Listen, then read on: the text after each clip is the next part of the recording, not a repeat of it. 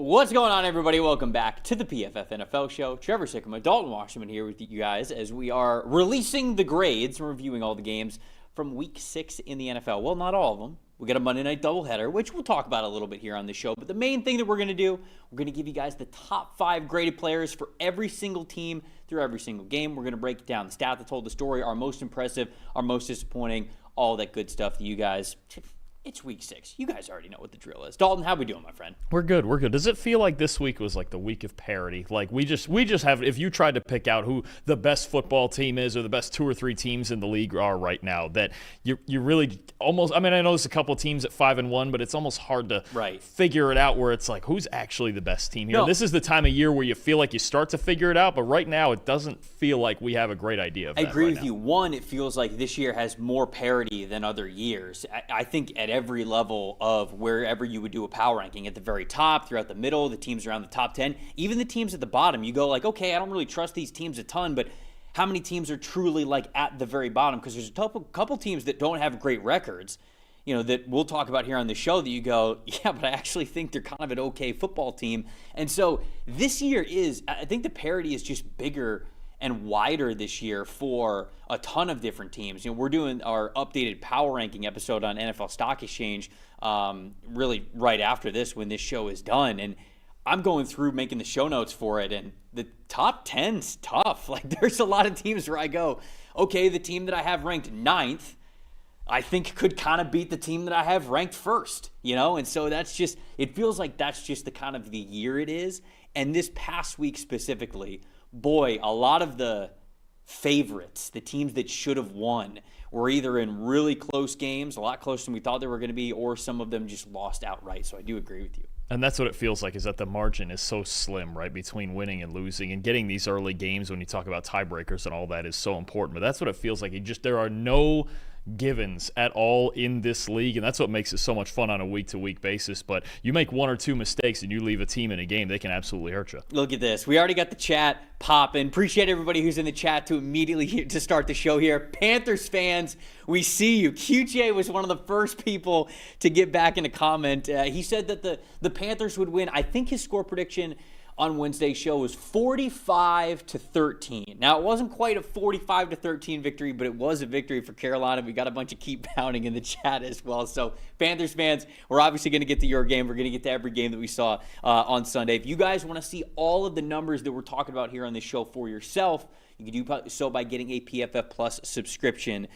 PFF NFL Show 25. That's how you get 25% off. You go to subscribe.pff.com. So again, any of the stat that tells the stories, the most impressive, the most disappointing, we're going to be throwing a lot of different data points at you. You guys can see all of that for yourself if you get that PFF Plus sub. So again, PFF NFL Show 25. That's the promo code that you use to get 25% off. So make sure that you guys are going to do that. We're going to get to the Panthers game. I promise, Panthers fans, it's coming. But we always start with Sunday Night Football. And we should start with Sunday Night Football because it involved 2 of those teams that are in the top 10 of all power rankings, no matter where you are looking, even for the record that the Kansas City Chiefs had and have right now at 3-3.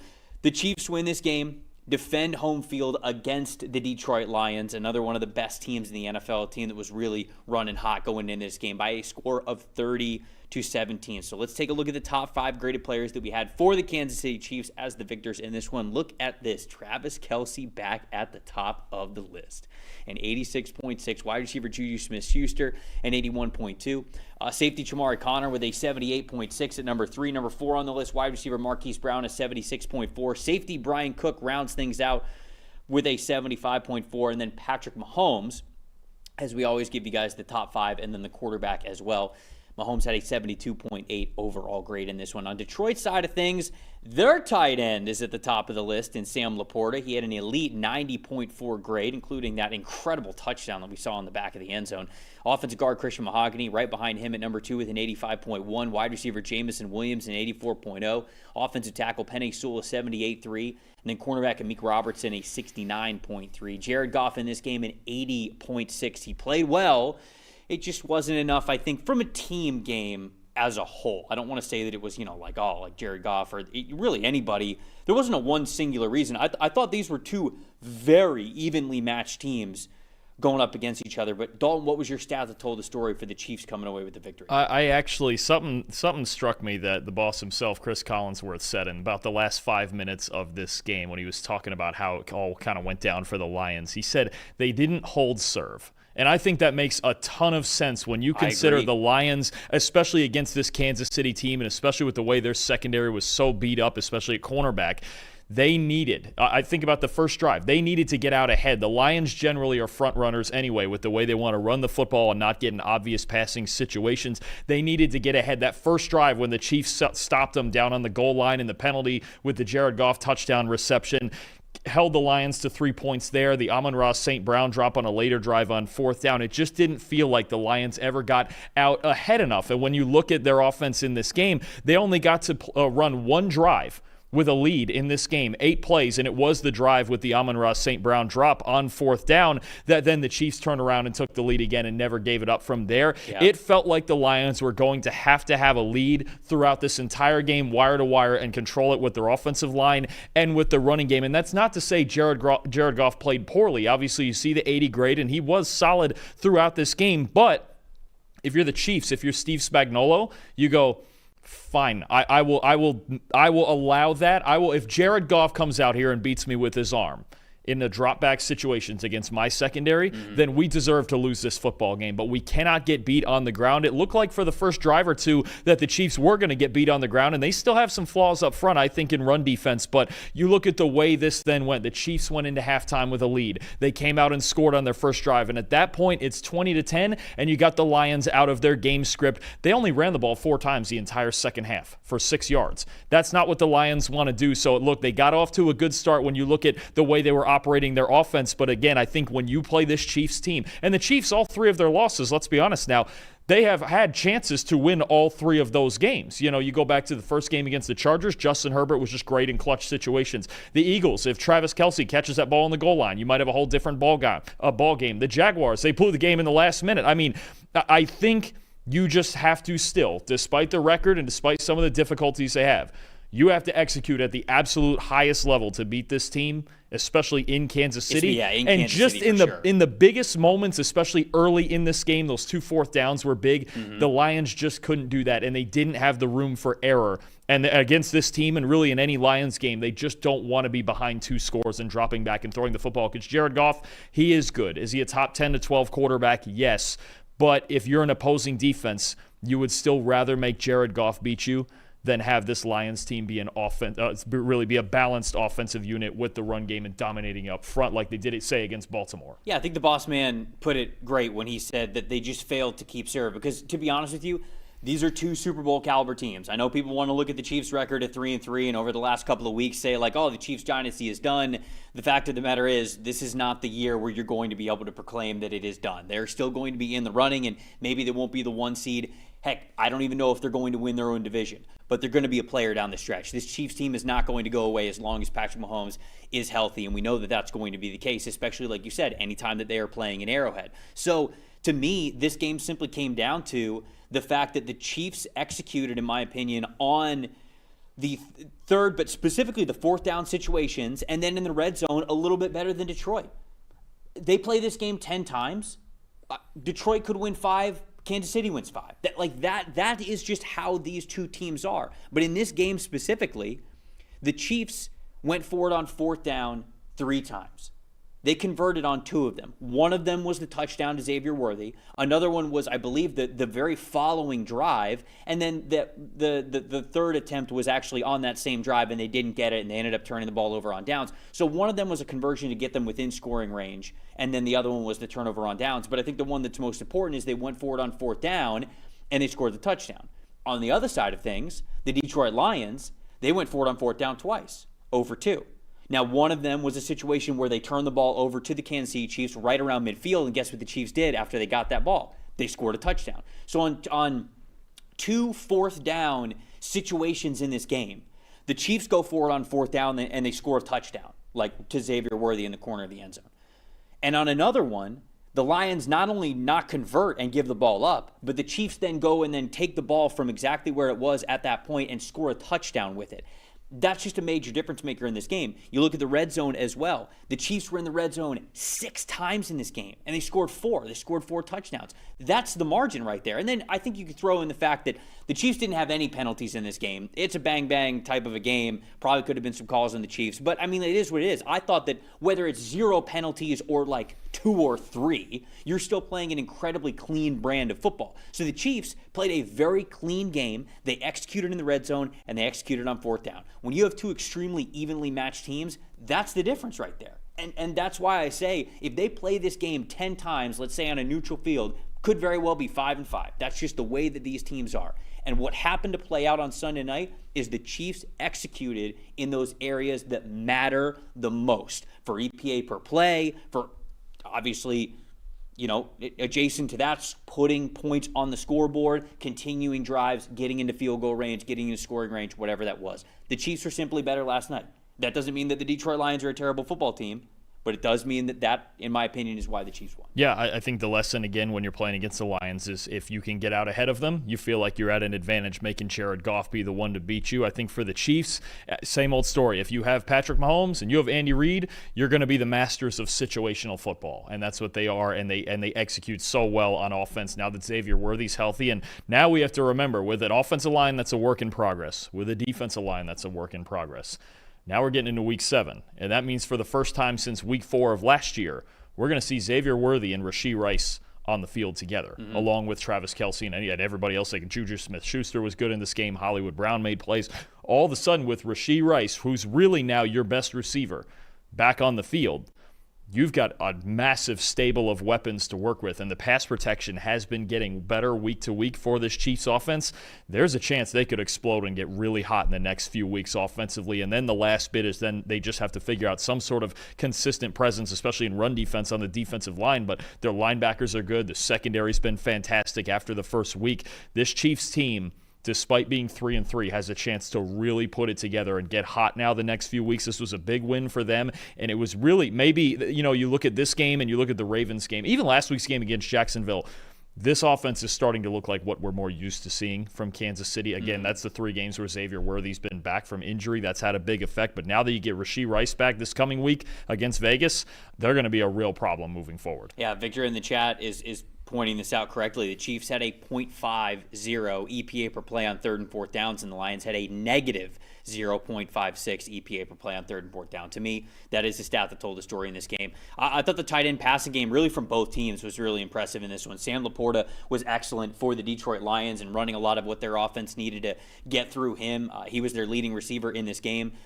It was a game where Amon-Ra St. Brown got a lot of targets, and he had a good amount of catches, but it was a quiet day from him from just an overall output, and so they needed to lean on somebody else a little bit, and Sam Laporta was right there. And on the opposite side, it was an excellent game from Travis Kelce. Now, it's not like Travis Kelce dipped into the fountain of youth and he looked like he was, 5-7 years ago, whatever it was. He was still limited athletically, but the ability to find the space and the chemistry between him and Patrick Mahomes is excellent in this game. And that's why I think that both of these tight ends played at such a high level. And these are 2 great examples of sort of, in my opinion, where the game is going. And emphasizing tight ends being on the field, emphasizing them in the passing game, emphasizing 12 personnel and heavier personnel. When you have these tight ends that you can lean on offense, sometimes they really are your greatest security blanket when maybe the more explosive, the flashier plays around you aren't working that day. You know that you can lean on these guys. Both of these teams were able to do that. And in my opinion, from a close contested game, that's why they were able to operate as well as they could, because it felt like each team was sort of taking away the others. I mean, what was Xavier Worthy's stats in that game? I know he had the touchdown, but he was very limited in overall output. And when you look at the Lions as well, not the biggest day in the world from Jameson Williams, and like I said with Amon-Ra St. Brown as well, Jahmyr Gibbs out of the backfield in the passing game, normally a very reliable and explosive guy, and he was also limited. So what happens when those flashy options aren't there? You got to lean into the tight ends, and you got to have those guys that allow you to do that. Both of these teams do, and to me, that was why they were remaining impressive when those flashier options were not there for them last night. And it's interesting for the Chiefs because everything for years and years has been, okay, everything works from Travis Kelce and then the football gets spread from there. Right now it's a little more even, especially with Rashee Rice on the way back this week, where you've got so many. Look how many different weapons the Chiefs are dealing with now, and they're all healthy, right? You've got Rice, Worthy, Hollywood Brown. You've got Tyquan Thornton's been really good for them, right? Smith-Schuster. I mean, you've got 5 receivers. You've got 2 tight ends in Kelce and Noah Gray who are reliable. You got 3 backs who have touched the field, Hunt and Pacheco, and even Brashard Smith has been getting action lately. Think about it. That's 10 different guys that Mahomes can go, yeah, I can rely on him. He's caught passes this year. We can do that. And when you have that, and it's really, I think Rice is going to get the greater target share because at this point he is the most talented one. And last year he was going crazy before he got hurt. But you have this thing where you really can't double anybody in this offense right now, especially when Rice gets back. And now that Kelce, look, he's not a guy that you necessarily have to double team anymore, but he's still smart and crafty enough to work through defenses and find his way open 4 or 5 times a game. Most impressive and most disappointing. On the defensive side for the Chiefs, I mean, there's so many guys you could go with in an effort like this, but give me Shamari Connor, the safety. The fact that he's gone from 4th-round pick to solid part-time player to now just such a stable force in this defense. 11 tackles in this game, 3 stops, a forced fumble that went out of bounds in the 4th quarter on St. Brown, 70 run defense grade, 74 coverage grade. He gets in all different alignments, and I think, one of the low-key concerns in the secondary was how do you replace the veteran leadership of Justin Reed, but at the safety position, Shamari Connor and Brian Cook have done an excellent job back there, and we know the Chiefs are, as always, are loaded with cornerbacks, but I think Shamari Connor, just like kind of Leo Chenal has at linebacker, I thought he had a really good game too, in different alignments and a tough assignment against this Detroit offensive line. You've got guys who we're more used to seeing in their first couple years. Okay, they're young players, they get 25 snaps a game and they produce. Now these are starting players that can play 50, 60 snaps a game and be really productive and be difference makers on a more consistent basis. Connor's becoming one of those guys at safety. So my most disappointing in this game, Jack Campbell, the linebacker from the Lions, he just struggled overall. I give credit to what the Chiefs were able to do in the tight end passing game, specifically with Travis Kelce, but Jack Campbell, and a little bit of Alex Anzalone, but more Jack Campbell was sort of the one who was around the area or needed to play a little bit tighter in coverage against Travis Kelce. And Kelce, I just think the savviness got the better of Jack Campbell in this one. So the coverage grade was a little bit lower, 40.3 coverage grade. So he was my most disappointing in a game that really didn't have a ton of most disappointing. Was it a 50 to 45, sort of like an incredible offensive output game? No, I think that it was a little bit slower than maybe people were hoping when they were just watching it as a casual viewer. But I think a lot of players played pretty solid in this game, and Campbell's one of the ones where you look at it and you just go, didn't have his best game out there. So he was my most disappointing. No, and he's been fantastic all year, so I think he's going to bounce back, and it's a hard assignment, right? I mean, Travis Kelce might be a little older, but that's still a hard assignment. I think just the Lions in general, the coverage in general, 47.9 coverage grade, but with also the caveat that they got to get healthy, right? I mean, they had out there, they had Amik Robertson, they've got Rock Yassin playing out there at corner. They've got guys who really they don't plan on starting at corner long term, plus Kirby Joseph is banged up, right? I mean, so I think the secondary, it just sounds like last year all over again. If and whenever the Lions can get 100% healthy on defense, they're going to be really good, but they're struggling on the outside right now. It's something they're going to have to put up with for a few weeks. Let's move on to the Sunday morning game, the international game that we had between the Broncos and the Jets. 13-11, the final score in this one. Denver hangs on by a thread. Should have never been this close, honestly, but it kind of is what it is. And Sean Payton said after the game, hey, you don't always have to win pretty. Let's take a look at the top 5 graded players that we had for the Denver Broncos. Linebacker Alex Singleton, a 90.6. That's a season high for him. Could be a career high for Alex Singleton. I feel like he's got to be up there if it's not the career high for him. Cornerback Pat Surtain, an 82.6. Tight end Evan Ingram, an 81.2. Linebacker Justin Strnad with an 80.5. And then safety Talanoa Hufanga with a 79.7. Bo Nix in this game, an 81.3. And on the Jets side of things, their new cornerback, Jarvis Brownlee Jr., was actually the top-graded player in this game at a 90.4. Linebacker Francis Mauigoa with a 86.3 at number 2. Edge rusher Michael Clemens with a 75.2. Cornerback Sauce Gardner, 72.3. And safety Malachi Moore with a 70.9. Justin Fields in this one, a 51.2. What do you think? This stat told the story, Dalton. Well, it was, you just mentioned it, and Sean Payton mentioned it, you don't always have to win pretty, and this was quite the opposite of that. Well, let's go on the Jets side, where it was, I mean, it's been an ugly year for the Jets so far. But it was really, really ugly in this game. I mean, the stats been thrown around, negative 10 net passing yards, 0 explosive plays. Not one. I mean, they didn't try. They didn't even, but even on the ground, usually Breece Hall runs into 1 or 2, and they didn't even have a 10-yard run. I mean, you can't. Again, it's a philosophy thing at this point with the Jets. Well, other teams know they're not going to throw the ball. It's a philosophy thing. It's a player thing because let's be honest, Justin Fields is not a 17-game starting quarterback. This does not feel like it. He's just not. Yeah. If he was, the Bears wouldn't have given up on him in favor of Caleb Williams. Right. The Steelers and the Steelers, who went 4-2 with him as their starter, wouldn't have benched him after a 4-2 start. So I think what you have with this Jets offense, one, the players, they just don't have enough. They have Breece Hall, they have Garrett Wilson. They have a young offensive line that is a work in progress, but not ready for a matchup like this yet. And the offensive line's taken a massive step back from the beginning of the season, hasn't it? Here's the problem. Part of the problem. One, you have super young players, especially at tackle. Sure. Because everybody was expecting them to be superstars. Side note, Singleton, I'm getting it. It's the second highest graded game of his career. Okay. So you have super young players on the offensive line. You have a team that's now 0-6 and kind of sort of demoralized, right? You also have a first-time offensive coordinator. Mm-hmm. And now that we're 6 weeks into this, there's some tells here, okay? The Broncos, so think of it like this. The Broncos, in any neutral situation, because we know the Jets are very much a run-first football team, in any neutral situation, they were putting 5 defensive linemen out there. They were getting base 3-4. Right. They were going 5 up. And then when it got to obvious pass, they'd get back into a 4. They'd mess around with the blitz packages. 20 of the Jets' 31 carries were into a 5 defensive lineman look. 2.1 yards per carry on those 20 carries. If you see Jeremy Ruckert on the field, they're going to run it. If you see Andrew Beck on the field, they're going to run it. If you see Arian Smith on the field, they're going to throw it. It's very simple. If the Jets are in 12 or they're in 21 or something like that, they're going to run the football.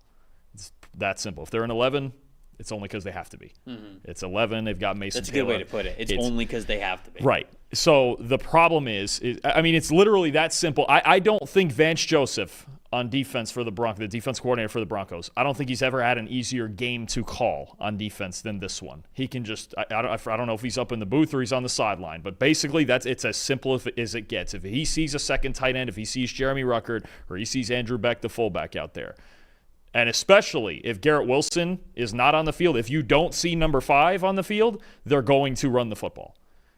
Which, so on early downs, when you watch this game, the Broncos are in base 3-4, old school 5D linemen, and they're just fitting it up, and they're good. And Alex Singleton was playing great behind it. He's my most impressive. Basically, he played every snap of this game. He didn't have a single negative grade, and he played linebacker exactly the way you'd want him to. A 90 run defense grade in this game, outstanding stuff. In part because 5 defensive linemen were taking up all the blockers, and he just, it's obvious. So everything from the quarterback, and I do have Fields as my most disappointing because at this point, it's just clear. If it wasn't clear last year when the Steelers still benched him after playing 6 okay games and Russell Wilson brought them to the playoffs, if it wasn't clear last year, it is pretty clear that Justin Fields is not a 17-game starter in the NFL.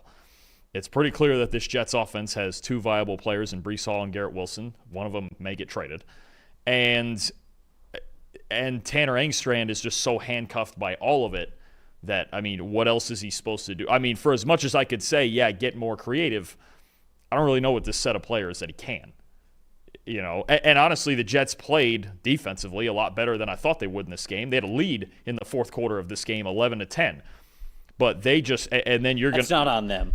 No, that's on the Broncos. No, it is. And the Broncos, and Sean Payton will even say it, the Broncos played pretty terribly in this game. They were bad. Offensively, they were. They played terribly in this game offensively. Both teams did. But the Jets, at a certain point, Denver's just like, well, if we get an insurmountable 2-point lead, we'll be fine. Yeah. Because even the last 2 points the Jets got were on the Broncos' offense too. So I just think the Jets are so handcuffed on offense, and this talks about Justin Fields versus Tyrod Taylor. Realistically, they're 0-6, and it doesn't matter. But I think at this point, the one big question that's been asked around New York now is, why did you sign Fields to a 2-year deal? But, there's just nothing there. They just can't, and because they're so handcuffed by the quarterback and the lack of talent in general. I mean, Josh Reynolds is your number 2 receiver, and Arian Smith is your number 3. It's just not going to work. So it worked for 1 week against Pittsburgh when no one knew what was coming, and they were amped up to play Aaron Rodgers. And beyond that, it's kind of just this is the product of what you get when you have a roster like this on offense. Yeah, I mean, you can cut Justin Fields, and you have dead money, but you have cap saving too. But so it just kind of is how you look at it. You have a little bit of flexibility with getting out of his contract next year, so it's not the worst thing in the world. But you do have some dead money that'll be on there. The fact of the matter is that the biggest takeaway for me in this game is with the Jets, actually, because the Broncos, I think, have to go back after this game and be like, we failed. Like, they should have lost this game. To me, this game actually makes up for like what happened in the Colts game, where I look at the Colts game and I go, they kind of should have won the Colts game, yes, right at the very end. They should have had that win. They should have lost this game. You play any other team in the NFL, they lose yesterday. Yep. No question about it. They had one of the most conservative game plans I've ever seen, and the only reason they got away with it is because somehow the Jets was even more conservative. You look at the average depth of target for both of these quarterbacks in this game. It was a 5.5 for Justin Fields. It was a 5.7 for Bo Nix. The only 2 quarterbacks that had a lower average depth of target this week are Geno Smith and Tyler Huntley. And we'll get into Geno Smith later. That game plan was also bad and makes me worry about what the Raiders are moving forward. But this was just so unbelievably conservative. Fields threw short of the first down sticks on 76.5% of his throws. That is a crazy high number. That is unbelievably conservative. It's just, and that's how the game ends the way that it is. But to be honest, I don't think that Denver's going to play this conservatively moving forward. I think they've kind of played more conservatively than they should have in some games that we've seen so far this season, but I think this Sunday was kind of a wake-up call. Like, okay, we've got to figure something out here. They're lucky to get out of it with a win, but I think moving forward, Denver's going to be a little bit different. My most impressive in this game was that Denver defensive line, by the way. 9 sacks as a team, 26 total pressures. Jonathan Cooper had a 23.2 pass rush win percentage, 5 pressures himself, 2 sacks. Benito had a sack for the 4th game in a row. I mean, this Broncos defensive line, it was a little slow to start the season. They're cooking now. This is a good defense, and you can lean on this defense moving forward. But as for the Jets, I don't know if this team wins more than 2 games. And I think they're talented enough to win more than 2 games, because 2 is very, very low, right? Even in a very competitive league in the NFL, you only win 2 games. Like, that is low. But the fact of the matter is, you're not even giving your guys a chance. And that's what we saw at the end of the first half. Now, to be fair to Aaron Glenn, I will be fair to him. He said after the game, here's the quote, "I wish I could have taken the clock down to 5 seconds and just thrown a Hail Mary, to be honest with you. But at that point, I just wanted no confusion. Let's just get out of the half, guys. We're getting the ball back in the second half. Let's get ready to go." Which is like, okay, at least you're saying that you should have taken a Hail Mary instead of just run out the last 30 seconds. But Dalton, they lost this game by 2 points. You were at your own 47-yard line. All you needed was 15 yards, and you're trying a field goal. And they had just run a fake punt on 4th and 1. For what reason? You at that point, if you're going to run a fake punt and then just run out the clock, just punt it away. You have 3. I mean, it was one of the most mind-numbing end of game things I've ever seen in my life. But if you're telling yourself that you've got almost a minute to pick up 15 yards, and you're not even snapping the football, you're not even giving your team a chance. Garrett Wilson was so justifiably frustrated that he got in Aaron Glenn's face as they're walking to the locker room. And after the game, I'm paraphrasing this a little bit, but Garrett Wilson basically says, like, yeah, I went up to him because I wanted to know what in the world just happened. And then he goes on to say, and when I learned what the plan was, I was disappointed. I was mad. I was pissed off. He should be. Well, and you know what? I want to say this too. Yeah. There are people who were like, because I tweeted after the half, I was like, free Garrett Wilson, man. I mean, like, get him out of this situation. And a lot of people were like, he signed the contract at this offseason. He knew what he was signing up for. No, the hell he did not. Absolutely he did not. Myles Garrett, different story. He signs the contract to the organization that's been bad the entire time that he's been there and had no signs of actually like getting better in the immediate. Myles Garrett knew what he signed up for. Garrett Wilson did not sign up for his head coach to not even give his team a chance to win a football game. He did not sign up for that. So I just wanted to make that very clear for the people who were tweeting that Garrett Wilson knew what he signed up for, because he absolutely did not know that he was signing up for that. And our good friend Ben Stockwell is making a note of that fake punt too, that it could not have been more telegraphed, because basically the entire starting offense was out there except for Fields, and they just swapped him out for the punter. And Breece Hall is not on the punt. Breece Hall is not on the punt team. Yeah, I'll have to. I got to check that. But when Ben says something, I believe it, because he's pretty much the head of our analysis here. So he's been doing it as long as anybody. I mean, if you're gonna fake a punt, it's usually with especially on your own 35 it was, or something like that. Yeah, risky. I mean, extremely risky. If you're gonna fake a punt where points are at a premium and risk giving Denver the ball at your own 35. Well, then why are you? And the other thing about it for me too is, look, you practice. Most teams, this has been a thing with the previous regime. Most teams practice 2-minute at some point every day throughout the week, and they have a 2-minute plan going into a game. And in that scenario, both that one and even the end of game one, where it still felt like they wanted to run the ball like anything, it just didn't seem to be any sort of 2-minute plan. Like they weren't going to be in that situation. Oh, he just sent me the shot now. Yeah, this is the starting offense. This is most of the starting offense with Breece Hall as a protector and just the punter instead of Fields. Yeah, I'm looking at it now. It's like, okay, so I don't even know how Denver didn't stop that at that point, knowing what it was. But I just go, what you look at certain things like that, a 2-minute and a half and end of game, and you go, okay, what's the plan here? Or I even look at some of their third down play calls, the pass concepts, and I go, what's the idea? I mean, there's just I don't know. The defense played fantastic. They really did. There was a clear, like, hey, we got Jermaine Johnson back. The defensive line looks a lot better. Malinois is a big surprise. I've been worried about the Quincy Williams absence. That's a big surprise that Malinois played really well.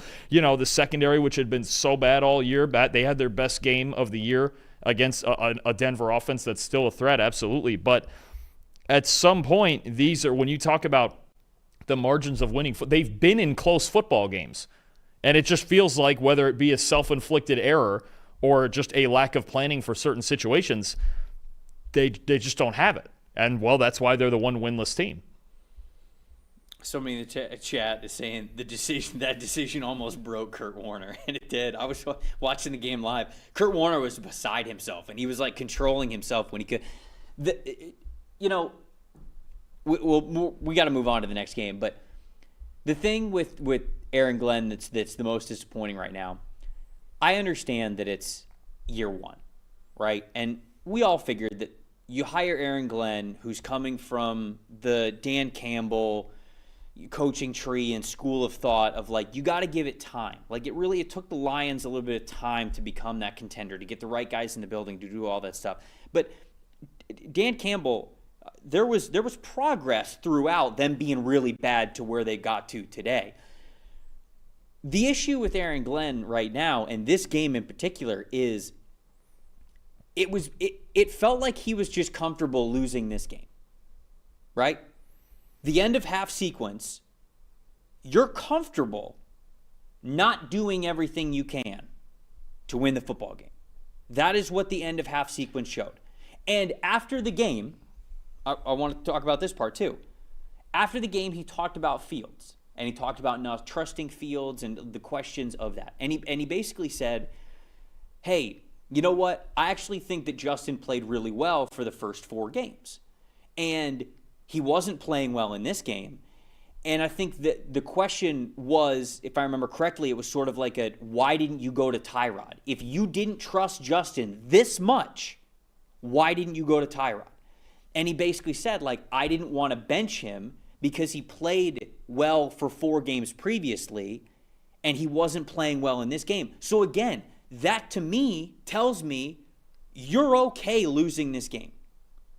And that mindset as a head coach in this league is really, really dangerous fire to play with. When you start getting halfway into games saying, we're on to next week. Just not our week. That's dangerous, man. I'm also just trying to figure out when, other than this week 1 against the Steelers, that he played well. What? I got fourth quarter stats against the Cowboys. He was awful against the Bills. He was awful against the Dolphins, and he was awful in this game. When did he play well in the last 4 games? Because I'm just telling you what he said. I know. That's why I know there's always the bravado that comes with post game. But even that decision, right? It's just you have 2 decisions in this game where your head coach does not do the thing he needs to do to win you the game. That's the difference. Who cares if Justin's played well for 4 games? If you think he's bad enough to where he's not going to win you a winnable game, bench him, put Tyrod in, see what you got, and be able to talk to Justin after the game, being like, hey, you played really well in the first 4 games. If he believes this, be able to be like, hey, I thought you played really well in the first 4 games. Today wasn't your day. It's all right. We'll go back to work on Monday, and we'll handle things correctly. But I still think that you can win as the quarterback of this team. Maybe. Because without having that conversation, you're instead just doing something that is not the best decision for your team to win football games. And it was very strange to watch. I never thought I'd be questioning whether or not Aaron Glenn's going to get fired after the first season. But now I unfortunately have to think that with how this game was handled. Because if it gets handled like this again, we don't see coaches punt on games and stick around in the league. And it kind of felt like that's what Aaron Glenn did in this game. I mean, it's early for this, but they're on the driver's seat for the number 1 pick. Oh, well, like I said, I think they win 2 games at max. And a lot of the teams we saw last time they did that in 2020 that 2 games was too much. They were I think 0-13 or 0-14, remind me, Jets fans, somewhere in there, and then they won 2 games at the end that cost them Trevor Lawrence. Now, they may have ruined Trevor Lawrence anyway, but all right, we don't have to get too carried away. I see Sam Darnold out there in Seattle looking pretty good. I don't know, He is looking pretty good. Geno's looked good for a while. I want to stick with one, but either way, I mean, it's rough times. All right. It sure is. Next game, Cardinals and the Colts. Colts win this game 31-27. A lot more competitive than people maybe thought it was going to be when Kyler Murray was officially out of this game and Jacoby Brissett had to start. Top 5 graded players that we have for the Indianapolis Colts as the victors in this game. Offensive guard Quentin Nelson back on top, baby. 90.0 overall grade. Offensive tackle Bernard Ryman with an 86.9. Tanner Bortolini, their center, with an 85.3. Edge rusher Kwity Paye with an 84.7. Defensive tackle Grover Stewart with an 81.7. Quarterback Daniel Jones in this game, a 65.5. And on the Cardinals side of things, tight end Elijah Higgins with a 79.5. Tight end Trey McBride. Look at that tight end offense. Love to see it. 77.2. Safety Jalen Thompson with a 69.0. Offensive tackle Paris Johnson Jr., a 72.8. Obviously, Paris Johnson should have been at 3, and Jalen Thompson right behind him. That's me. I put those in. That's my bad. Hand up. Number 5, though, Bam Knight. Sneaking into the top 5 here for the Cardinals, 68.3. Quarterback Jacoby Brissett, a 73.1. Dalton, South told the story. Oh, boy, there might be some people in Arizona mad at me. So it's funny, Trev. Every week, it feels like, on our show and on the college grade release show on Sunday mornings, I get a game where I look at it and I just go, red zone. Somebody won in the red zone. Mm-hmm. And yesterday, ironically enough, it was BYU beating the Arizona Wildcats in double overtime because they were better in the red zone.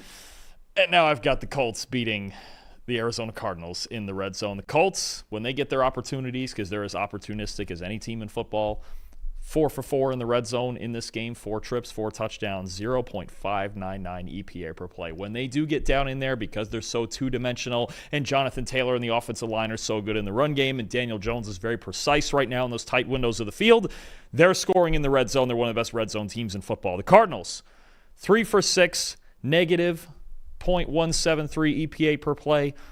The Jacoby Brissett interception right after the Daniel Jones interception that gifted them great field position.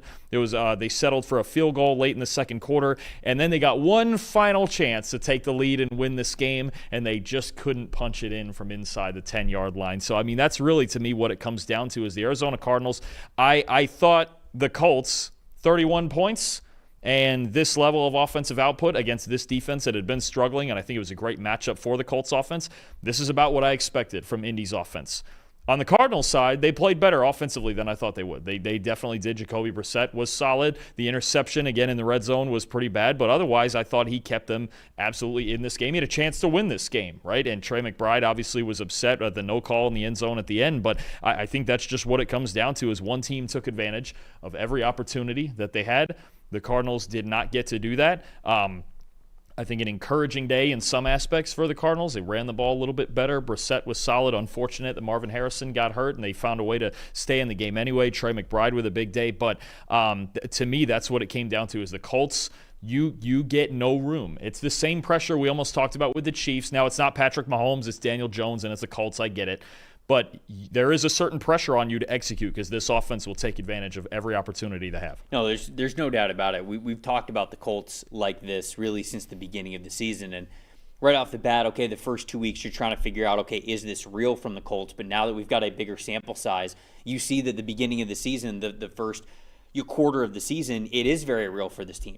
They're a very sound football team. And the margin for error for beating them is very small. You have to play a really good football team or a football game in all three phases to beat the Colts. And I think the big reason why is because they are so steady on offense, not just because Daniel Jones has done an excellent job operating that offense, but it's because the offensive line is kicking ass, man. To me, that's the stat that told the story in this game. The Colts offensive line impact blocking, 91.7 run blocking grade as a team in this game. They got back to basics, man.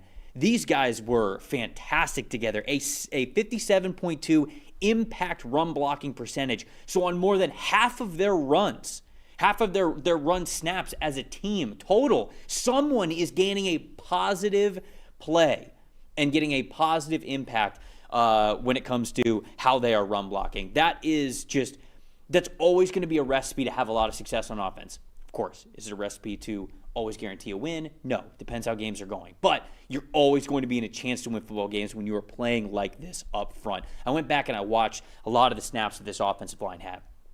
They looked like a professional choreography group.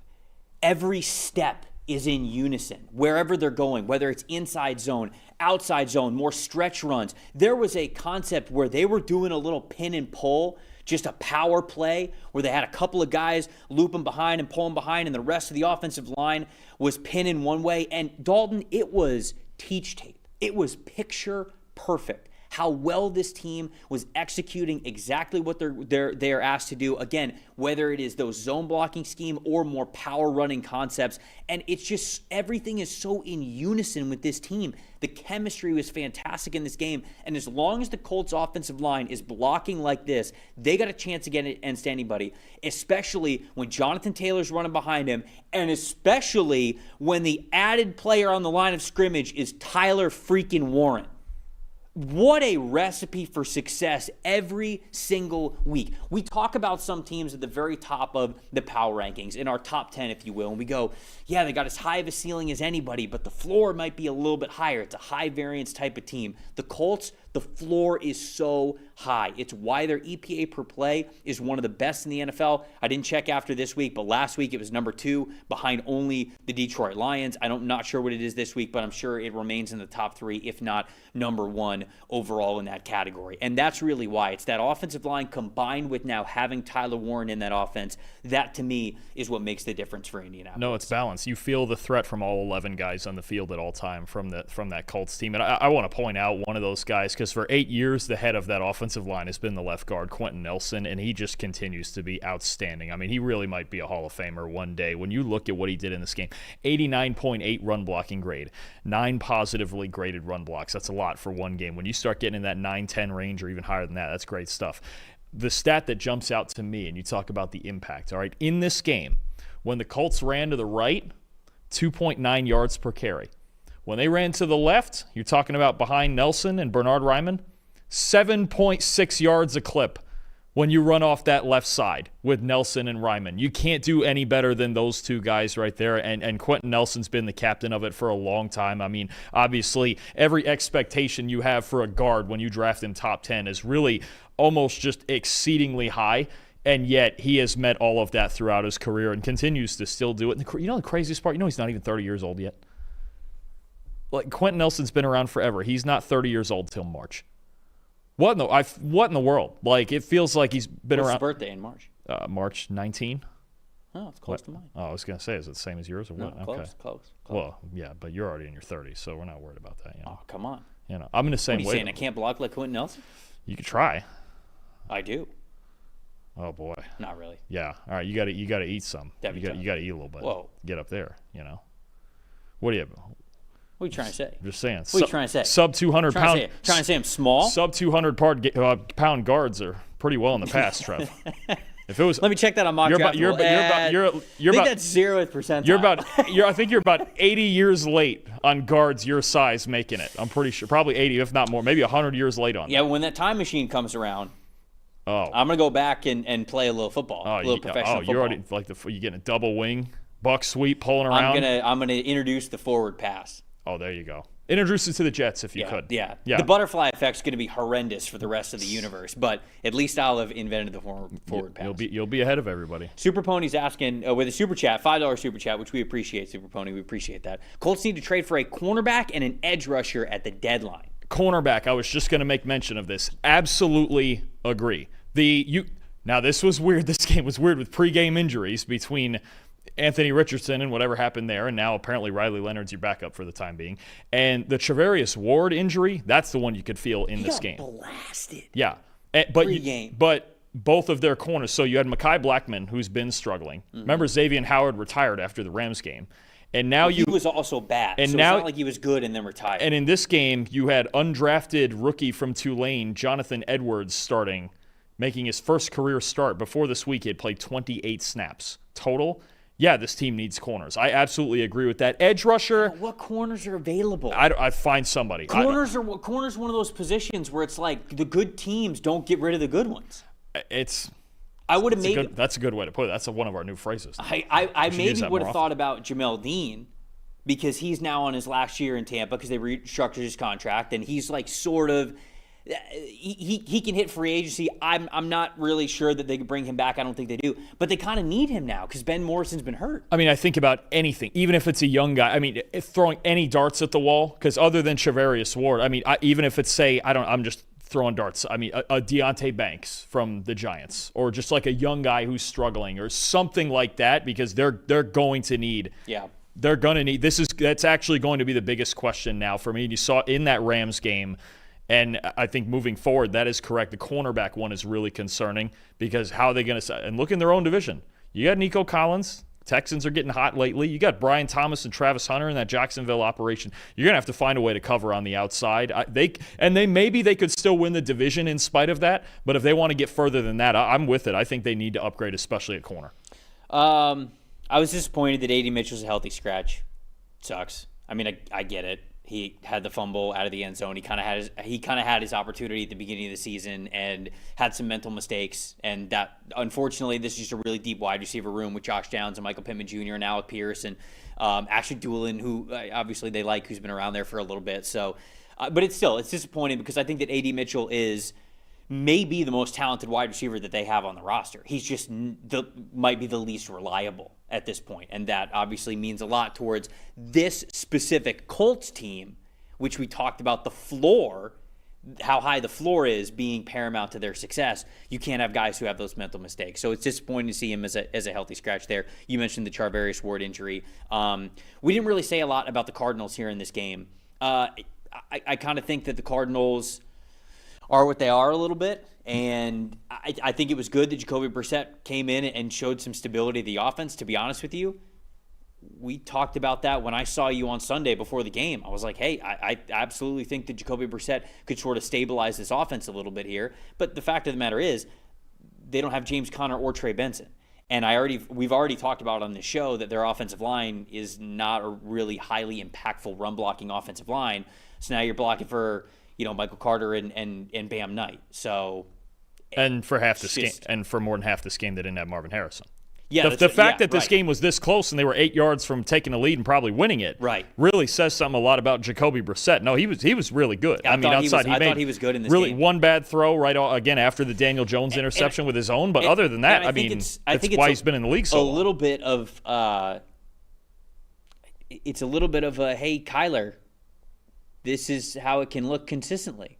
And you look at this game, 1, 2, 3, 4, 5, 6, 7 players had more than 20 yards receiving in this game. And Jacoby Brissett threw to everybody. He didn't have a favorite. He didn't have, it's working for this guy this week and it's not working for this guy this week. He threw to everybody. This was a diverse passing game plan with Jacoby Brissett. And I just don't think that we've seen that enough with Kyler so far this season. Anything else on this one before we move on? No, we got breaking news if you want to cover it now or later. What's the breaking news? I'm going to find a source on this, but one of our guys is saying Brian Callahan is out in Tennessee. If we could skip to that game and just do it now if you want. You know what? Let's do it. Let's do it. Skip ahead a little bit. Let's get to it. Are we sure that this happened? I'm going to type this in. I've got 2 of our social guys that are saying this is happening. Or are we being duped? Let's see. Well, some dupage? No, Ian Rappaport is saying Titans have fired Brian Callahan. Okay. All right, so let's skip ahead to this game, and then we'll roll back. We'll skip ahead to the Titans. Where's the Titans at? I'm scrolling down to our notes here for the Tennessee Titans. Titans-Raiders. All right, Titans-Raiders. Vegas Raiders win this game 20-10. Let's take a look at the top 5 graded players that we have for the Las Vegas Raiders. We'll do the top 5s, and then we'll get into the Brian Callahan thing. Top 5 graded players for the Raiders. Wide receiver Trey Tucker at the very top of the list with a 76.2. Linebacker Landon Roberts with a 76.2 as well. Tight end Michael Mayer, who got in the end zone in this game, a 70.8. Edge rusher Max Crosby, a 68.6. Defensive tackle Adam Butler rounding things out at number 5 with a 67.7. And then Geno Smith, a 68.2. On Tennessee's side of things, linebacker Cedric Gray, an 87.1. He is having a great year as their stud middle linebacker there. Defensive tackle Jeffrey Simmons, an 81.9. Safety Amani Hooker, a 74.7. Safety Quandre Diggs, a 73.5. Offensive guard Peter Skoronski, a 72.2. Cam Ward in this game, a 54.0. Brian Callahan fired here from the Tennessee Titans a week after giving up play call duties, or was it 2 weeks ago? I think it's 2 games, right? I think they won the game with him not calling plays with the Cardinals. Okay. And then this game. So, yeah, I think it's 2 weeks after. Okay, so 2 weeks after giving up play calling duties, which, it's never a good sign when the offensive head coach, who's brought in to be the play caller, gives up play calling duties. Not great. Usually it's not their choice either. Usually it's somebody making them do that. I think the issue with Brian Callahan, though, amongst the struggles for the Titans, who are now 1-5 on the season, it's just how it's looked, right? They're one of the most penalized teams in the NFL. They don't really seem to have a great grips on what's going on in the game situationally. There's a lot of miscues. And we talked about this a couple of weeks ago when Brian Callahan did end up giving up play calling. The Titans were only going to put up with so much now that they have Cam Ward. Because everything that I have heard from within the building for the Titans is that they love this kid. That he is their franchise quarterback through and through.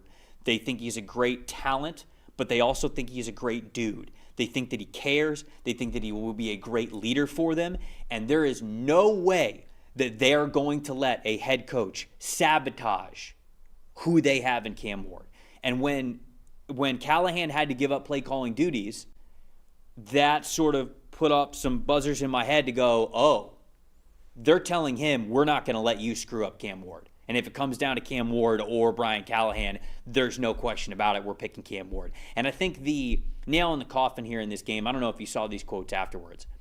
Both Jeffrey Simmons and Cam Ward came out after the game and said, practice sucked this week. Yeah, you don't usually hear that out loud. They're coming off of their first win and what might be their only win of the year. And both of their stars and leaders on both sides of the ball said practice sucked. We came out flat, and that's how we played. That's the last straw. And I was going to make a mention of this, and now it all makes sense when you tie it into the entire week. Because obviously Brian Callahan I already had down for my most disappointing not knowing this, and it's because the Titans, here's the thing about an offensive coach. Usually you have your guys ready to go, you have an initial plan, you have the first 15, and then maybe the adjustments and things get hard or your talent's just not good enough to win a ball game. This team's biggest offensive struggles were in the first half. This game, they got shut out in the first half again. 30 plays they ran in this first half, 82 yards total, which is already atrocious. 50 of those 82 came on 3 plays. It was 2 solid throws from Cam Ward, 1 run from Tony Pollard. So think about that. 50 yards came on 3 plays. The other 27 plays, they gained 32 yards. They're getting nowhere in the first half of games. First half of games this season, they're 30th in offensive grade, which I was shocked that they weren't last. They're ahead of the Bengals and Browns. Same thing with yards per play, 30th. Dead last in EPA per play in the first half of games. Trevor, this team has only scored 6 touchdowns this season. Only one of them's in the first half. They have played 6 first halves, and they've scored 1 touchdown. That's, I mean, the level of ridiculous that is. Anytime you get that, and you get teams, I used to get last year. You remember all my rants about this with the Jets in the first quarter.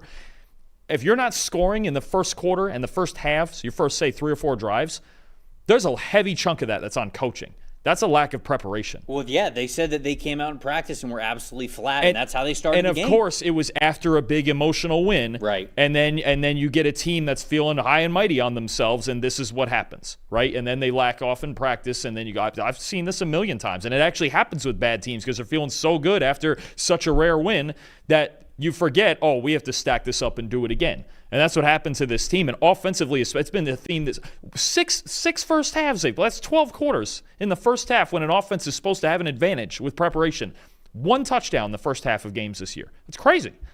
I mean, and that is on coaching. It really is. Especially when you have a young quarterback that he's not just going to carry you through it. It's not going to happen. No. I am shocked that it went this south this quickly. But it is ironic that I believe the Patriots travel to Tennessee this weekend. Mike Vrabel, oh boy, his successor has already been fired. And he is now leading a Patriots team that is on the up when it comes to power rankings and where this team is, sitting at 4-2 with Drake May looking the way that he's looking. I thought the Titans moving on from Mike Vrabel was one of the craziest things that they possibly could have done in that franchise. And now the irony is thick as can be with them coming to Tennessee this week. Now with their head coach gone. Tough. My stat that told the story in this game, the Titans were terrible. And quite frankly, the Raiders should have won this game by more.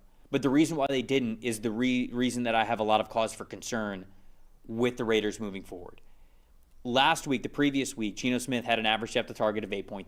Okay, Geno Smith is a gunslinger. That is what he does. His average depth of target is always going to be something between an 8 and an 11. That's where Geno Smith operates. You know what it was this week, Dalton? 2.8.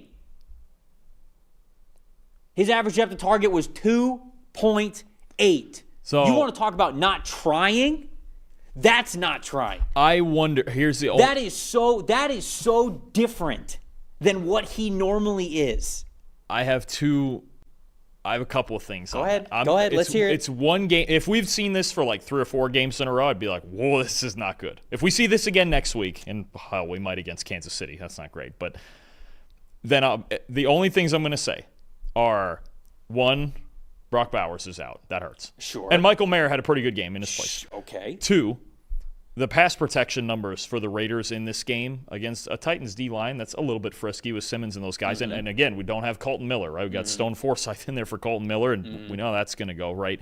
2, the pass protection. And 3, kind of like the Broncos against the Jets after a while in that game. And I think the Steelers a little bit we'll get into later against the Browns. When you're playing a team like this that just cannot function offensively, I almost wonder if that was a bit intentional on the part of Pete Carroll and Chip Kelly, just going, hey, if we don't give them anything, they're just not going to score. Because the Cardinals gave the Titans a lot. Now, it doesn't look great. I totally agree But would you rather do that and win? Of course, right. Or take it. So if you see this again next week against, because you're gonna have to take your shots against the Chiefs. Yes. If you have any chance of winning. Yes. Then I'll go. But I get worried that it's all or nothing, right? That's when I get worried. That's been a problem anyway. Because you can't go. But that's what I'm saying. I don't know what the identity of this team is at this point. Because it's gotten a little bit better in the run game, right? It was really slow to start the season, but now, like, Ashton Genty is fine. The offensive line's playing a little bit better. I know that you mentioned they struggled a little bit in pass protection in this game. But to me, the fix for Geno can't be we turn the switch on or we turn the switch off. It has to be somewhere in the middle. And to me, this could have been a perfect game for them to find that middle ground, and they chose to not do that. And I don't know who they is. I don't know if it's Chip Kelly. I don't know if it's Pete Carroll. I don't know if it's Geno Smith himself. I don't know the who is. I think this was a team. I think collectively, this was just a team that wanted to get a win somehow, some way. And the problem, I totally get that. And this is the one problem. That doesn't give me faith with them moving forward. The other problem with Geno and the vertical passing is that your one vertical threat right now is Trey Tucker. Oh, that's not DK. Have some respect. Well, it's not DK Metcalf, and it's not Tyler Lockett and Jackson Smith and Jigba like it used to be. Jack Bech waiting in the wings. Respect him. Jack Bech has caught 5 balls this year. Dante Thornton has caught 5 balls this year. Yeah. The Thornton factor, I think, started off hot first couple of weeks. Like he was involved in the game plan, and now he's not. But now he's not again because I don't know what their passing identity is. It should be to get vertical, but they just don't have enough. If Trey Tucker's your only vertical, that worries. If he's your only vertical, still worries. Oh, it should worry you. That's why it's a big reason why they're 2-4, and he doesn't look as good as he used to in Seattle. Yeah. No, this team now they have to get. Between. They have to get this. They have to get conservative, and they kind of did it here and run this offense around Genty. They just have to at this point because there's not unless Thornton or somebody becomes a much better vertical threat than they are. Yeah. This is gonna be what they're gonna look like, and I think what we're gonna talk about, this offseason for the Raiders is getting. Look, I like Bech. We'll see the future of Jacoby Myers. I like Tucker. These are good role players. I think they need a receiver. They need a dominant number 1 type, college talk Jordan Tyson type of receiver that can do those things. Because they don't have the vertical threat for Geno to be even allowed to do that at this point. And when he does, yeah, it is a gamble because he has to be even better than he was in Seattle to carry this crew, especially without Bowers on the field. Yeah, I think that maybe it is just a matter of the vertical receivers that they have just are not good enough outside of Brock Bowers and when he is hurt. Maybe that is just the case. But it still very much worries me because it's not great. The whole reason why I was somewhat in on the Raiders this year is I felt like Bowers, Tucker, Thornton, Bech to some extent as an over-the-middle-of-the-field guy, Mayer if he was going to be a little bit better than years past, and then having Jacoby Myers. I felt good about that for an intermediate and deep passing game. If you're telling me none of those guys are reliable outside of Brock Bowers, yeah, now I get worried because now I don't think you have the quarterback who can be that malleable in what he's doing from a passing game plan. So anyways, that's to me the Geno Smith average at the target is kind of the stat that told the story here. Most impressive, I'm gonna shout out Jeffrey Simmons. Very quietly, career year. And this guy's been known as one of the top 5 defensive tackles in the NFL for a long time. He's having his best season so far. He has an 84.3 run defense grade, an 84.5 pass rushing grade so far.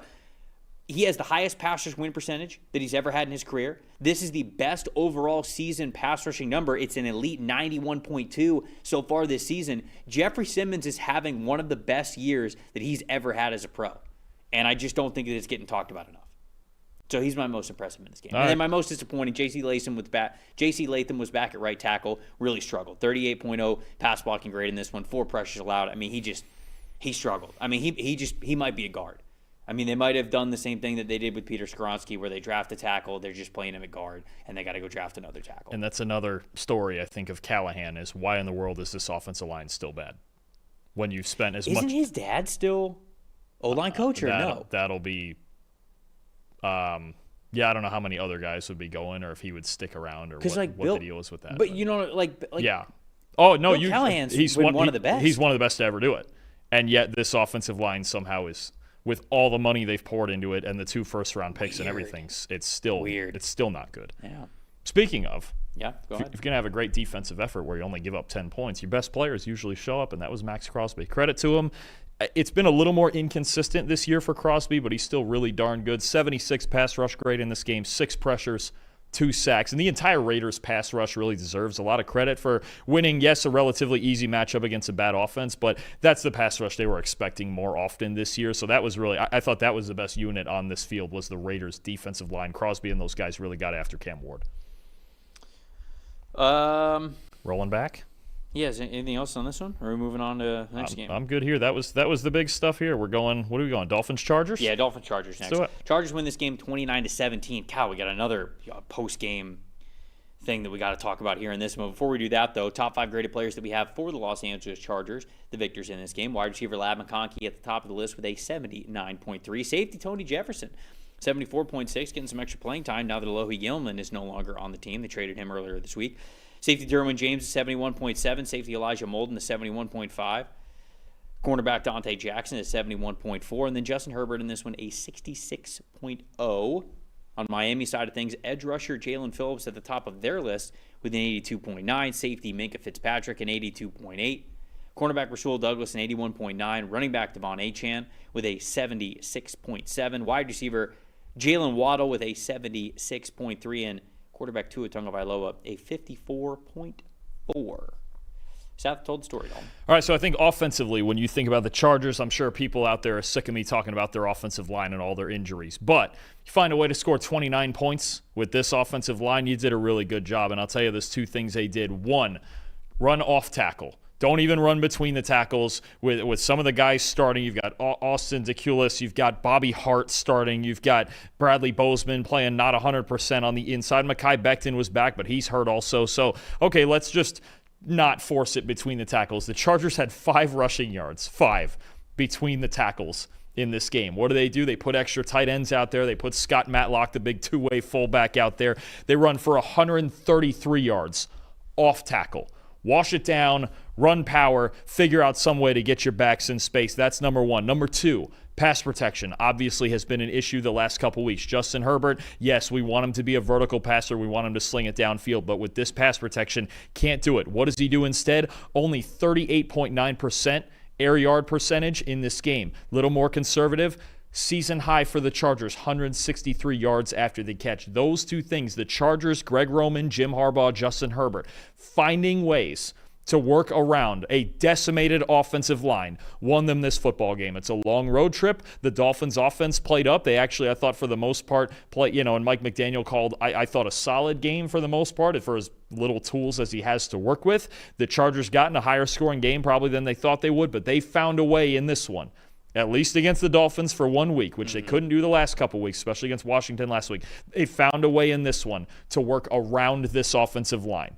Did they play very well in this game up front? No, they didn't. But they found just enough ways to work around it between the quick passing and the off-tackle outside running to not just run into a brick wall on the inside where they're not blocking well. They found a way to do it. It's a lot of credit to me to Jim Harbaugh and Greg Roman for this win. To me, the stat that told the story was Tua's 3 turnover-worthy plays, and it was more than just the 3 turnover-worthy plays, but it was the predictability that I think that painted the bigger picture that we have here for the Dolphins this season and why they're struggling so much. So when you look at the first turnover-worthy play from Tua, it was a 3rd and 13 situation where the Chargers were obviously playing some softer coverage because it's 3rd and 13 and they were kind of just hunting around the sticks. But it was an in-breaking route that Tua was trying to hit, in between one of the deep safeties, but there was another defender that was able to just cut right in front of it. And so it was sort of that ability to break on Tua's passes as if they knew it was coming. That it's like, okay, there's the first interception. The second turnover-worthy play was a out route throw to the sideline that didn't get picked off, but I'm pretty sure it went through the defender's hands. Derwin, it's the Derwin James one. It went right. Yes, it went right through his. Derwin should have picked up. He should have had 2 picks in this game. So it goes right through his hands, and that's obviously a turnover-worthy play because it goes right through the defender's hands. But it was the same thing. They're playing a little bit deeper in coverage, which we know that the Chargers do anyways. They're a little bit softer because they want things underneath and they want to be able to hunt in front of them and really trigger downhill. So the Chargers are good at that anyways, but they were specifically good at it against Tua Tagovailoa in this game. And so that's another throw where it's like, okay, they predicted this throw. They were way too on top of this. And then the third one was at the very end of the game. It was sort of the Hail Mary that wasn't, where he was just trying to throw an underneath pass, but it gets picked off by Derwin. So it's like Derwin specifically, but really just the Chargers in general, they all knew what was coming.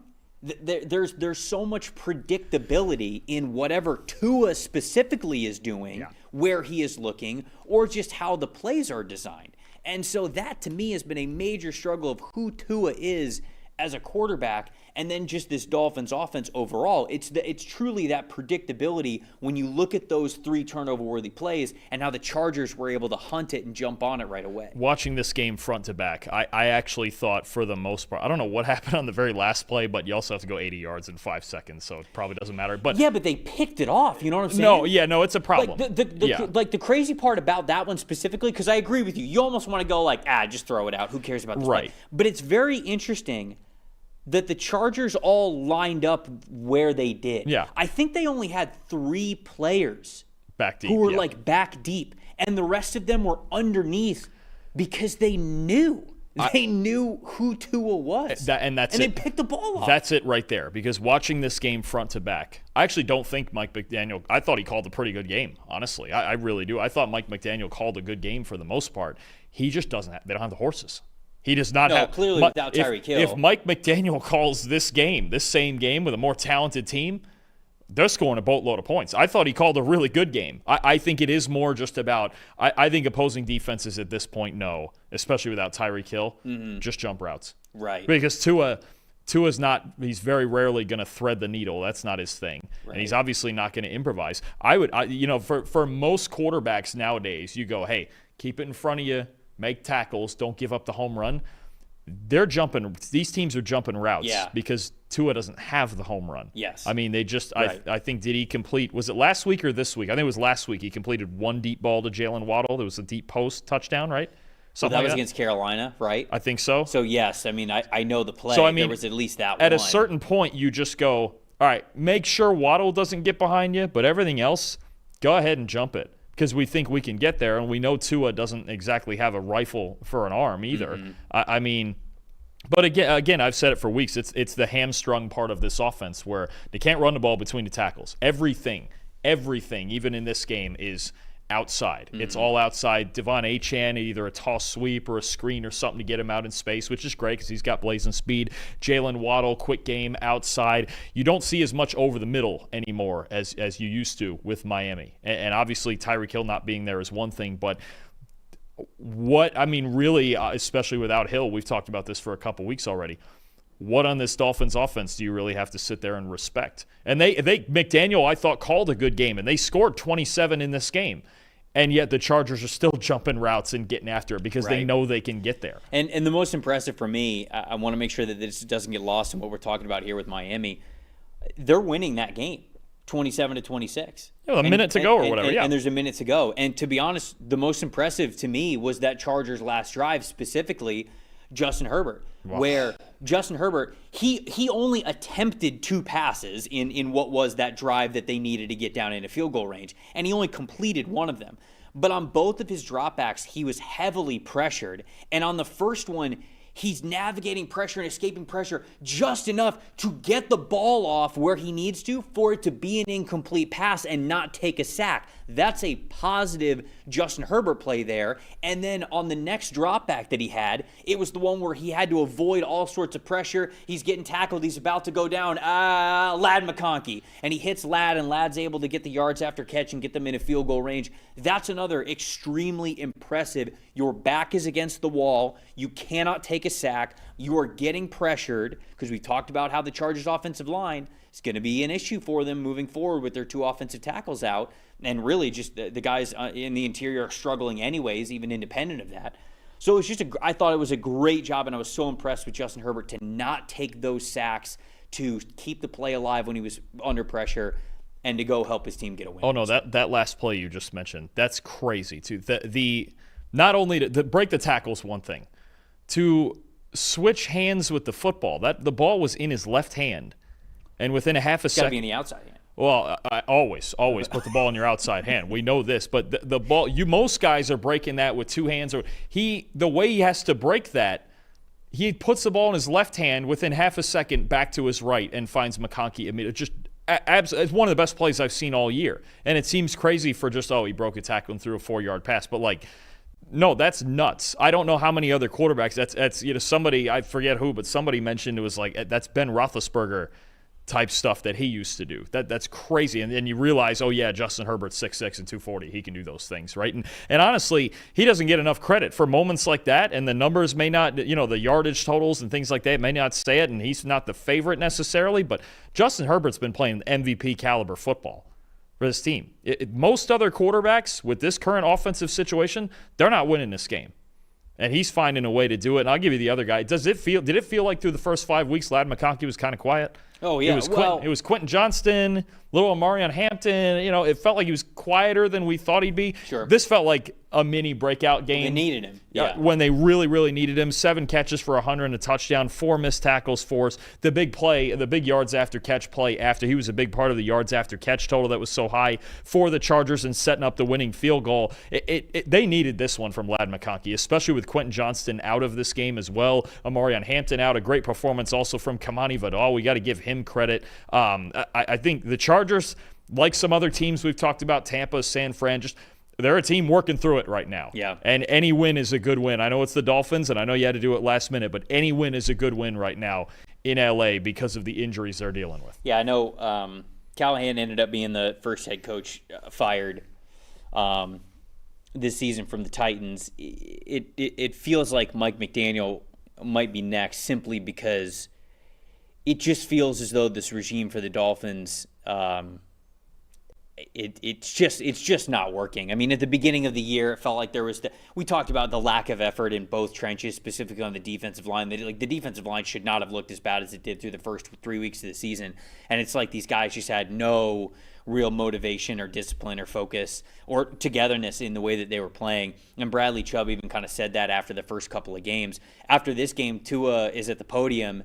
And he once again, he already said this once this season, but he's like, oh yeah, well let's see who shows up. Let's see who shows up after things aren't going the way that they should be. And then at the podium this week, he says, well, leadership's a big issue. We need the leaders to be able to step up. There's guys late for meetings and these player-only meetings and things like that. And a lot of former players I saw on Twitter were chiming in, and they were like, hey man, this actually looks worse on you.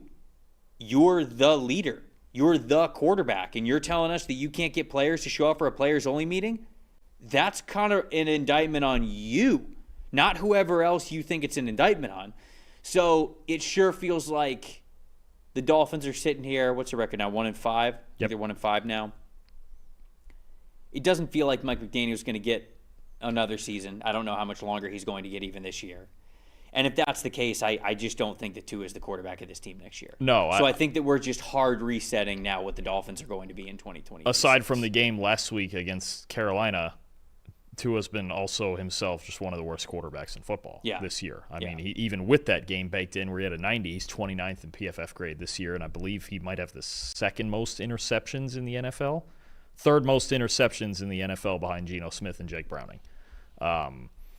I mean, it's just not. It feels like the idea of what this team was supposed to be has just disappeared in the last year and a half, right? A couple of years ago when they made the playoffs, it was Hill, it was Waddle, it was explosive, the run game, McDaniel, the creativity, all of that. And I think McDaniel, again, I don't think he called a terrible game. I don't think he would get fired for schematic reasons or him not knowing offense. He's going to get another offensive coordinator job probably instantly. It's the intangible stuff. It is that stuff that Tua exposed after in the press conference. It is the moments with this team, not in this game, but there have been other games last year and this year with this team where it looked like they went out there with a lack of effort. If there's one more of those outings soon, then that's when you're going to get it. Yep. Because then it's just going to be like, okay, this team doesn't want it. Saints and the Patriots, the next game that I want to hit on here. New England wins this game 25-19. The top 5 graded players that we had for the New England Patriots in this one: wide receiver Kayshon Boutte, an elite 91.2 overall grade. Linebacker Christian Ellis with an 84.4. Cornerback Marcus Jones, a 78.6. Linebacker Robert Spillane, a 77.2. And then safety Craig Woodson. Something. I don't know what it is. Forgot to put it on there. I can't remember what it was. But shout out Craig Woodson. He had a good game. He was number 5 here. Drake May in this one, an elite 91.0 overall grade in this one.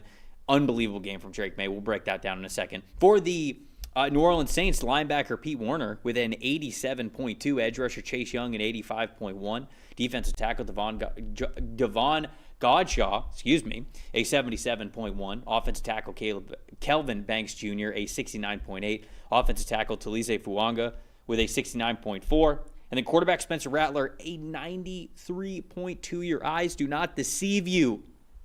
It was an incredible quarterback matchup between the Patriots and the Saints. Don't let anybody tell you otherwise. Where are we starting here? Told the story, Dalton. Just real quick, Craig Woodson, 77.1. Solid stuff there. Got it from the rookie safety. Shout out Great Craig stuff. No, the story from this one, Drake May rules. He is awesome. I think that's the best way we can put it. 0.737 EPA per pass from New England in this game. That is nuts. Here's the thing. Their two highest EPA per pass totals from the last 4 years have come in 2 of the last 3 weeks. Their win against Carolina and then this game. Yep. 92 passing grade. The highest it's the highest since week 18, the Joe Milton game last year against the Bills backups. Before that, it's the highest since week 6 of Mac Jones's rookie year. This is how well Drake May is playing right now. He's playing like a top 8, top 10, whatever you want to call it, quarterback. And after the first few weeks where Josh McDaniels, I think, was really calling it well, working him into the system, this was the first week where they just came out and attacked, right? I mean, you look at, honestly, you just look at all around at this passing game. Offensive line in this game, 76 pass blocking grade. They've been one of the best offensive lines in football. Receiving grade for the team, 82.7. You look at the threats on the outside right now. Stephon Diggs had the big game last week. Pop Douglas should have had 2 touchdowns. I still don't know what Stephon Diggs did exactly to get the second one nullified, but Pop Douglas getting vertical with the speed. Kayshon Boutte's come on big time the last couple weeks. We know they've got Hunter Henry and Austin Hooper. Mac Hollins contributed in this game as well. This team, with this passing game, Drake May is going to play like this. They're going to be a playoff team. That's what you're getting. Secondary needs some work. I still think the run game is a work in progress. I think there's flashes right now from Travion Henderson. We're getting there. But if Drake May is going to play like this, and I think Kayshon Boutte especially is starting to become a real force in this offense. Yeah, I think that is something, and the verticality of, we saw Diggs make a couple big plays last week, but Douglas has speed and Boutte has speed. And you have the tight ends underneath, and you have Diggs working all over the place. You're seeing the vision very quickly, and maybe quicker than we thought, and that's in large part because Drake May is throwing the hell out of the ball right now. It's unbelievable what he's looked like, I think, especially the last 2 weeks. He plays like this or something close to this the last 2 weeks for the rest of the season, and the Pats have a relatively easy schedule. They're going to be a postseason team. Dude, their over-under win total is 10.5 right now, as of this morning. They're 10.5. It's their schedule. No, I know, but I think they can do it. We do the power rankings on NFL Stock Exchange, but we also throw in a little bit of a buy or sell. You know, it's like, okay, well, are you buying or selling the most recent over/under win total as we sort of talk about them as power ranking teams? And I have them as a hold, so it's not like a buy or a sell, but it's hard for me to really bet against where they're going right now, even with 10.5 wins as their over/under. I believe, if I'm seeing this right, as of us recording this, we'll see what happens with the Falcons tonight. I think they only have 2 games right now on their schedule against teams with winning records, Buffalo and Tampa. And they already beat Buffalo once. That's every other team is 500 or worse. That's so at least 1 loss. In theory, maybe at least not. 1 loss. I mean, they're getting the Jets twice. That's 2 wins. Giants, Browns, Tennessee this week, Vrabel revenge game. Damn. One more Dolphin. He might pour it on him. One more Dolphin game. Bengals. I mean, there's as we say here, Trevor, winnable games are only winnable if you win them. It's very true. And the schedule is only easy if you're good. It's very true. But the Patriots look pretty good. Patriots look good. Drake May was 18 for 26 in this game, 261 passing yards, 3 touchdowns. He had 381 total passing yards if you include the no plays.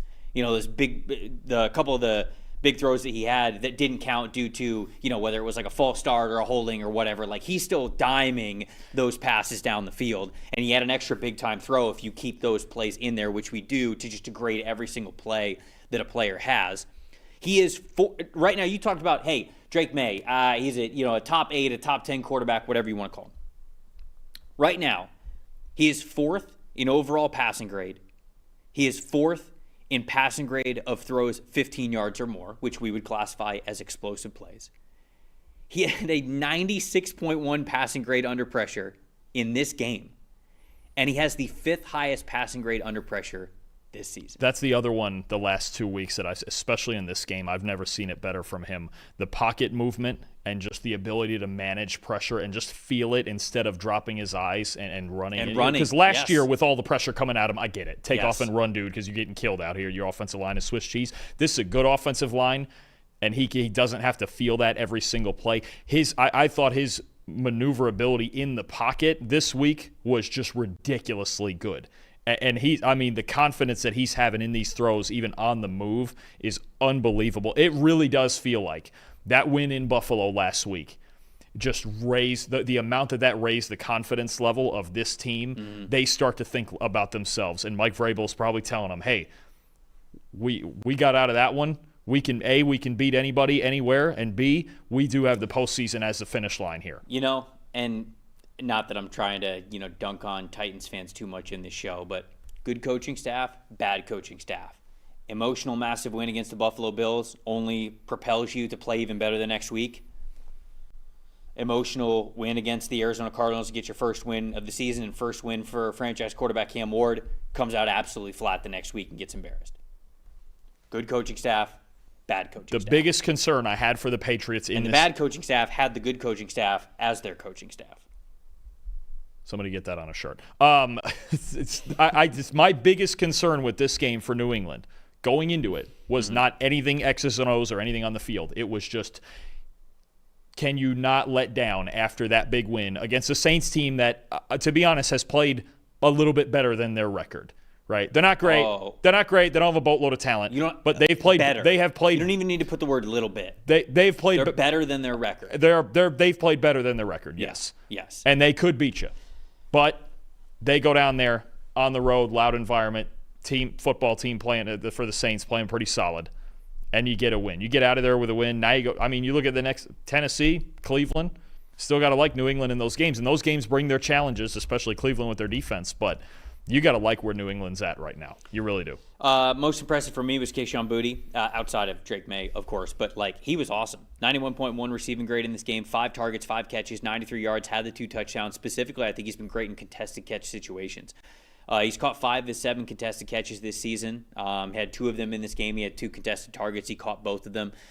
Really nice touchdowns from Kayshon Boutte as well, catching those through contact. I think he's great for them, right? When we talk about I think when we looked at this wide receiver room for the Patriots, it was like, all right, well, back in training camp, it was Jalen Polk, it was Javon Baker, it was Kyle Williams, it was Mac Hollins, it was Kayshon Boutte, it was Stephon Diggs, and you're kind of like, we'll figure it out. You don't love it, but you're like, they'll figure it out. They'll get I don't know, somebody out there. Now it feels pretty damn strong. Stephon Diggs playing really well. Mac Hollins feels like that sort of X-factor vertical threat, one big catch potential per game to really be able to change things. Boutte's playing awesome for them. Kyle Williams hasn't even broken out yet. I didn't even mention Pop Douglas in that group who had 2 big catches in this game. One of them was called back. Jalen Polk and Javon Baker became expendable on this team. One of them's not even there anymore, and Jalen Polk's out for the year. Doesn't matter. It's really impressive what they're able to do with this group of wide receivers. And then the most disappointing for me was a wasted good Spencer Rattler day. And I don't say that as if they never come around very often, because I think Spencer Rattler's been pretty good this season. This game he brought it all together. There have been times when it's okay, this game he was really good under pressure. This game he was really good, throwing the ball pretty deep down the field. This game he was pretty good, getting it out of his hands pretty quickly. This game he was pretty good as a runner. This game against the Patriots, he was good at everything. 91.7 passing grade in this game, 3 big-time throws, 0 turnover-worthy plays, 86.2 passing grade under pressure from Spencer Rattler. He was throwing very confidently, pretty good time to throw this game as well. I thought he was also pretty nails on third down. When you look at just the raw third down stats of like 3rd and 7 plus, because I tried to categorize him in that, I saw that they were 0 for 3, and I was like, that's not great. But then I looked at it, 2 of them are like, one's 3rd and 17, and one's 3rd and 15. And it's like, okay, you're not going to complete those. And then the one that he had a good chance on was that 3rd and 7, and I actually thought that he played that one decently well, if I'm remembering that play correctly. The fact of the matter is, I don't know if Spencer Rattler is going to get a chance to be the starting quarterback of this team next season. I think the grand scheme of things might be, hey, we're going to draft a new quarterback. We're going to kind of sort of reset our timeline as a team. And where I understand that from where the Saints are organizationally, that does suck for Spencer Rattler, who I think is actually playing good enough to where you can legitimately win and be competitive in games with him. You talked about this Patriots team being a playoff team. They almost won this game. And they're sitting here with 1 win on the season. Yeah. But honestly, they have played something close to this level of football in 5 out of their 6 games. I know. The only game they laid an egg was in Seattle, and that's a really good team that got on them early. Yeah. The Saints have played at least decent football in 5 of their 6 games. And I think actually that says a lot too about Kellen Moore, because this team they're short on talent in several positions, and they've found a way to at least be competitive. He deserves credit for that. He does. And again, I don't know if he's going to get the opportunity to be the starting quarterback for them next year, but he's giving them the ability to win football games in a year where they really don't have any business doing that. They're really trying to turn over that roster in a lot of ways. The Browns versus the Steelers, next game I want to hit here. Steelers win this game 23-9. The top 5 graded players that we had for the Pittsburgh Steelers, a lot of them are going to be defensive linemen, let me tell you. Edge rushers specifically. At the very top of the list, Nick Herbig with a 94.8 PFF grade. That's incredible. Edge rusher TJ Watt, really good game from him, an 87.0. Edge rusher Alex Highsmith, an 84.5. Cornerback Joey Porter Jr., an 82.0. Wide receiver DK Metcalf, a 79.0. And then Aaron Rodgers, an 82.9. On Cleveland side of things, Myles Garrett was their top graded player, but he wasn't as high as some of those guys that we saw for the Pittsburgh Steelers. A 77.2 overall grade. Linebacker Devin Bush, a 75.7. Defensive tackle Malik Collins, a 74.2. Safety Grant Delpit, a 67.7. Tight end Harold Fannin Jr., a 67.2. And then quarterback Dylan Gabriel, a 51.1. There were some Steelers fans I saw tweeting out some of the preliminary PFF grades yesterday after the game was over, because we do the live grading stuff. And they saw that Myles Garrett's grade was ahead of TJ Watt, and they weren't very happy about it, and they wondered how Myles Garrett was able to get that high of a grade while only having 1 pressure. Those are the preliminary grades, and we go over the grades, we comb over it, we have our rechecks and everything, and so those are the final grades that we showed you right there. But I do want to say, Garrett still had a really good game in this game. His passers win percentage was still pretty dang high. He was still a force to be reckoned with in this game. The fact of the matter is, the Steelers had a fantastic game plan for him. They constantly had different looks with tight ends being able to be on his side of the line of scrimmage and chip him and all that kinds of stuff. The offensive line, I thought, played really well in mitigating exactly where Myles Garrett could go and how he could impact the game. If they were running the football, a lot of times they weren't running it at Myles Garrett. They were making him get beyond a chip or beyond the offensive tackle just to chase the running back from behind, and a lot of times he couldn't do it. And to be honest with you, part of this great Aaron Rodgers game, which I'm going to get to more in a second, Rodgers is the perfect quarterback to mitigate a guy like Myles Garrett. He's getting the ball out of his hands quickly. He's not dumb. He knows Myles Garrett is to his blind side, and he knows how to just get around that. And so I thought it was an excellent job from the Pittsburgh Steelers game planning around Myles Garrett to make him a non-factor in this game. That didn't mean that Myles Garrett did not have a good game. I thought he was a presence. He was impactful. He was still winning a lot of his assignments. But by the time he was able to win versus a tight end and versus an offensive tackle, that ball's gone. Yep. And Aaron Rodgers knew that. And so it was just a hat tip to what the Steelers were able to do, I think, from a philosophical standpoint going into this game to neutralize a great talent like Myles Garrett. So hats off to what Pittsburgh was able to do. And I think that's the one way that you do have to attack this Cleveland defense is look at all the veteran quarterbacks they've played against and lost to. Think about it and just how those games have gone. Joe Burrow, week 1. Carson Wentz for Minnesota. Jared Goff for Detroit. Aaron Rodgers. You think about the plan in all of these games is the same. We can't block these guys. Almost nobody can. The Lions, they can to an extent, but even then they had to tweak it a bit. You mentioned it, Aaron Rodgers, and this is why going into it, despite him having such low grades for us through the first 5 games, going into it, it was really the type of quarterback needed to win this game. And you mentioned it, the game plan. Credit Arthur Smith too, because the bootleg game was working. Just Rodgers getting the ball out of his hand and an awareness. Again, of the offense that you're playing against. It's kind of a similar thing I was saying earlier with the Raiders, where look, this Browns team. They've scored 17 or less, I believe, in 11 straight games now. Get to 20 points. If you don't pick up the third down, just punt it away. It's fine. Just don't turn the football over or anything. And Rodgers knew that. Even the handful of throws he missed to the right place or he threw it away. And that's fine because this Browns team, they can't drive the ball 80, 85 yards. Punt it away. Get it back with your elite defense, and you're feeling just fine. For me, on the other side of it, it's the Steelers' pass rush. There's a reason you saw those 3 edge defenders up there at the top of the list, and those are my most impressive guys.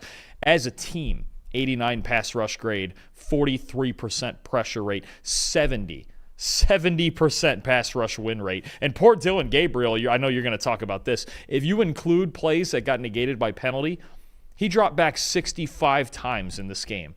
Against this, just not even close to the rest. Against this defensive line, with this Cleveland offensive line, with Nick Herbig getting 6 pressures and 2 sacks, with J.J. Watt getting 6 pressures and a sack. Watt. Thank you, T.J. Watt. I don't know. Although J.J.'s there in spirit. Was he on the call? He might have been He might have been in the stadium. Was he on the call? He might have been. Maybe he was on the call. He was on. See, he was there. Sorry. All right. Thinking about. He probably got a pressure as well. For how bad the Cleveland Browns offensive tackles were, he probably could have got out there and gotten a pressure or 2, even in the suit. 5 or 6 probably. Yeah. Highsmith had a sack. All 3 of those guys I just mentioned over a 25% win rate. The Steelers D-line, this is the formula. Aaron Rodgers goes out there, makes enough throws, doesn't make mistakes. This pass rush dominates. You get ahead in games, especially against an offense like the Browns.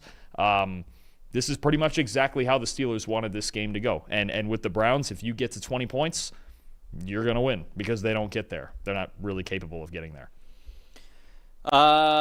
Let's see. What do I want to talk? Okay, so I'll actually piggyback off that before I get back to some of the Steelers' offensive players. The Browns' offensive tackles, actually offensive tackle play in general in this game was very bad. It's not great. Not starting caliber level. The Browns' offensive tackles in this game combined for a 21.2 pass blocking grade, and the Steelers' offensive tackles in this game combined for a 25.5 pass blocking grade.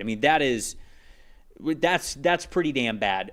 For the Cleveland Browns, I think it's an indictment on where they believe that their roster was. And I don't mean to just keep bringing this up as a victory lap or something, but I cannot believe that they did not invest in the offensive line more this offseason.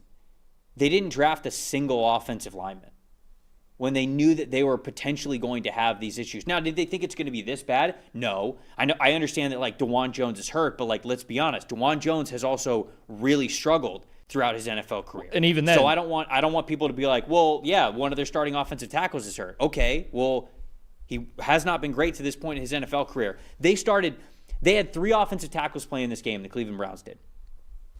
Cam Robinson, who earned a 27.4 pass blocking grade, was beaten by defenders 14 times and gave up 6 pressures.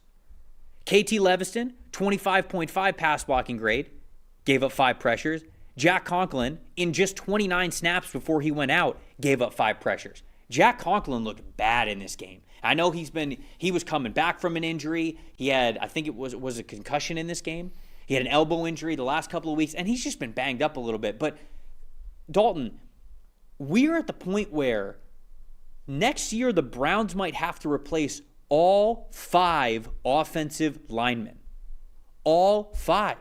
Might be a good thing, actually. I know, they're plan A coming into this year. Yeah, but how viable is it that you're going to get 5 starting caliber offensive linemen? Oh, you're not. They're a year behind. Yeah, they should have got ahead of it. I'm just so shocked, and this is the result. They're plan A. Pittsburgh's pass rush from the edges, one of the best in the NFL. Okay, this is not how it's going to be every single week, but you asked for this.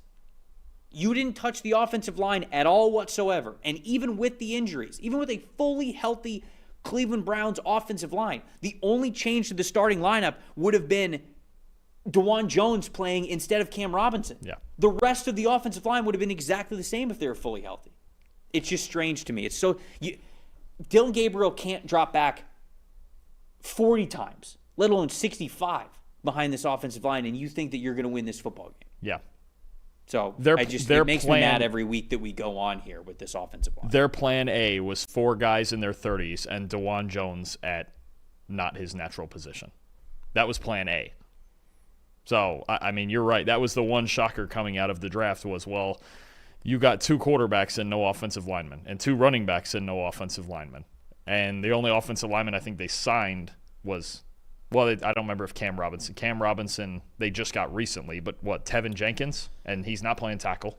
No, he's not. So, it's... I guess they do have Tevin Jenkins. So maybe one of those offensive linemen would have been different. As a team, they have a 32 pass blocking grade this year.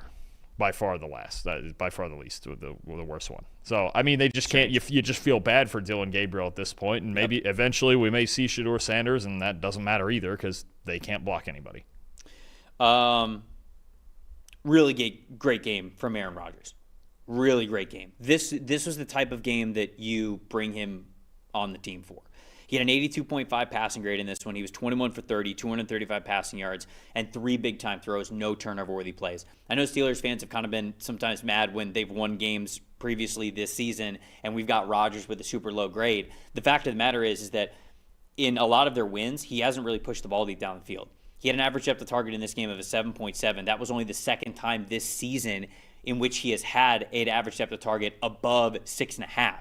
So not only was he pushing the ball down the field a little bit more, he's winning the game more with his arm. He had 3 big-time throws in this game. It was the first time this season that he has had 3 big-time throws in a game, and it's also the first time that he has had multiple big-time throws in a single game with 0 turnover-worthy plays. He's had, I believe, 2 games where he's had 2 big-time throws, but in one of those he had an equal 2 turnover-worthy plays, and in the other one he had 1 turnover-worthy play. So that's why Rodgers' grades haven't been fantastic this season, is because when he has played somewhat well, he hasn't necessarily played difficult. He hasn't really won the game with his arm. This game was excellent. Navigating pressure, pinpoint accuracy, having those big-time throws deep down the field. Aaron Rodgers was fantastic in this game, and I absolutely...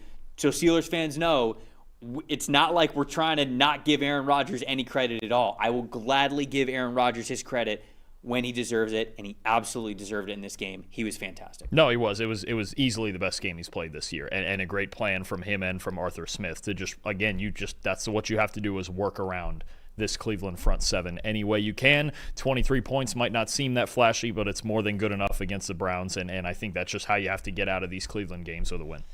Anything else in this one before we move on? Not necessarily. Tough day for Carson Schlesinger, but first time he's looked like a rookie, but he's been really good otherwise. So that's true. Not worried about it. And that's the funny part is most of the Browns rookies, Judkins, Schlesinger, Mason Graham's look solid. They've been fine. They've been okay. The O-line and the quarterback. And the quarterback stands no chance behind the O-line. It just doesn't give him much of a chance. Yeah, I know they would want more from Mason Graham, as would I, as one of my top 5 players that I had in last year's class. But he's been fine.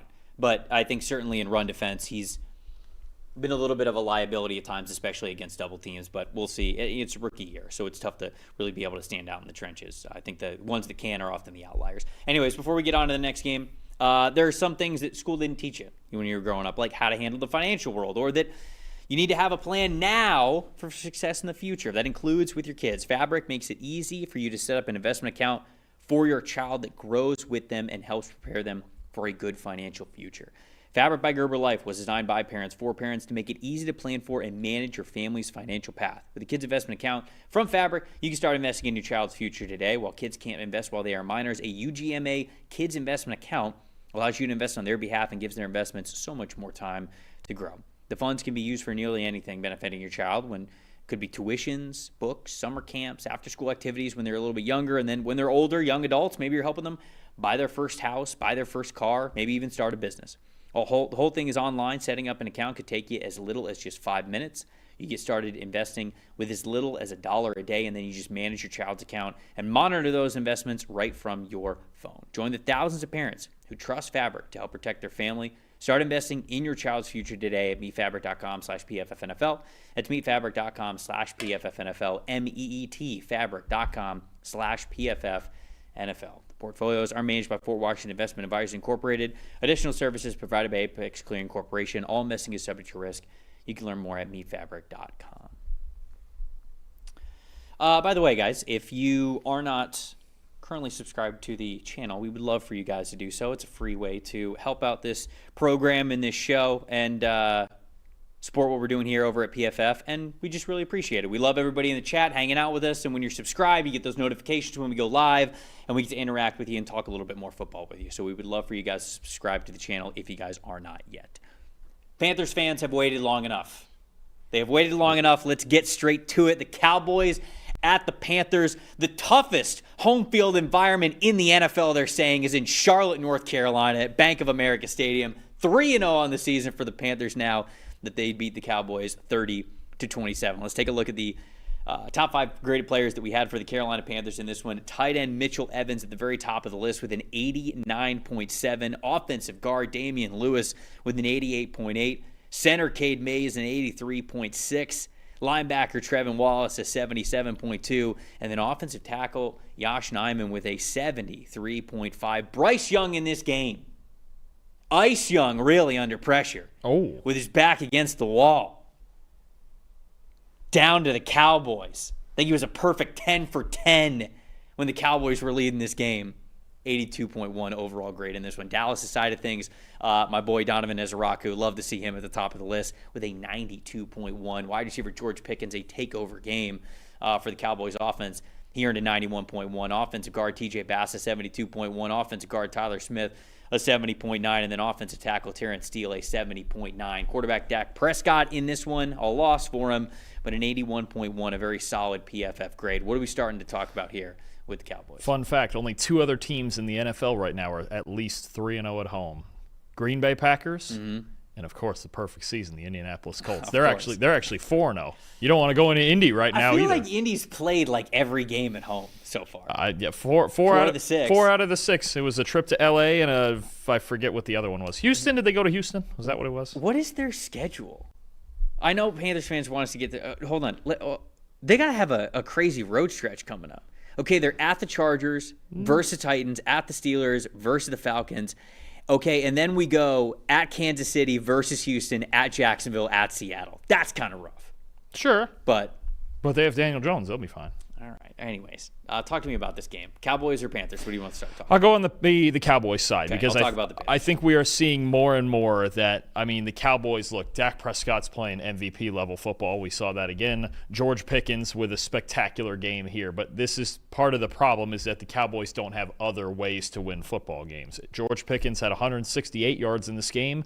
The rest of the team total, not just receiving, had 124. So, it's hard when Javonte Williams, because in past weeks, Javonte Williams has run the ball well. He's had a really good year so far, struggled in this game, but the Cowboys being this one-dimensional was really the fear that to me held them back from winning ball games more often than maybe they think they should, because you're looking at a team that just, they have Dak, they have the receivers, and in a game like this, they have nothing else.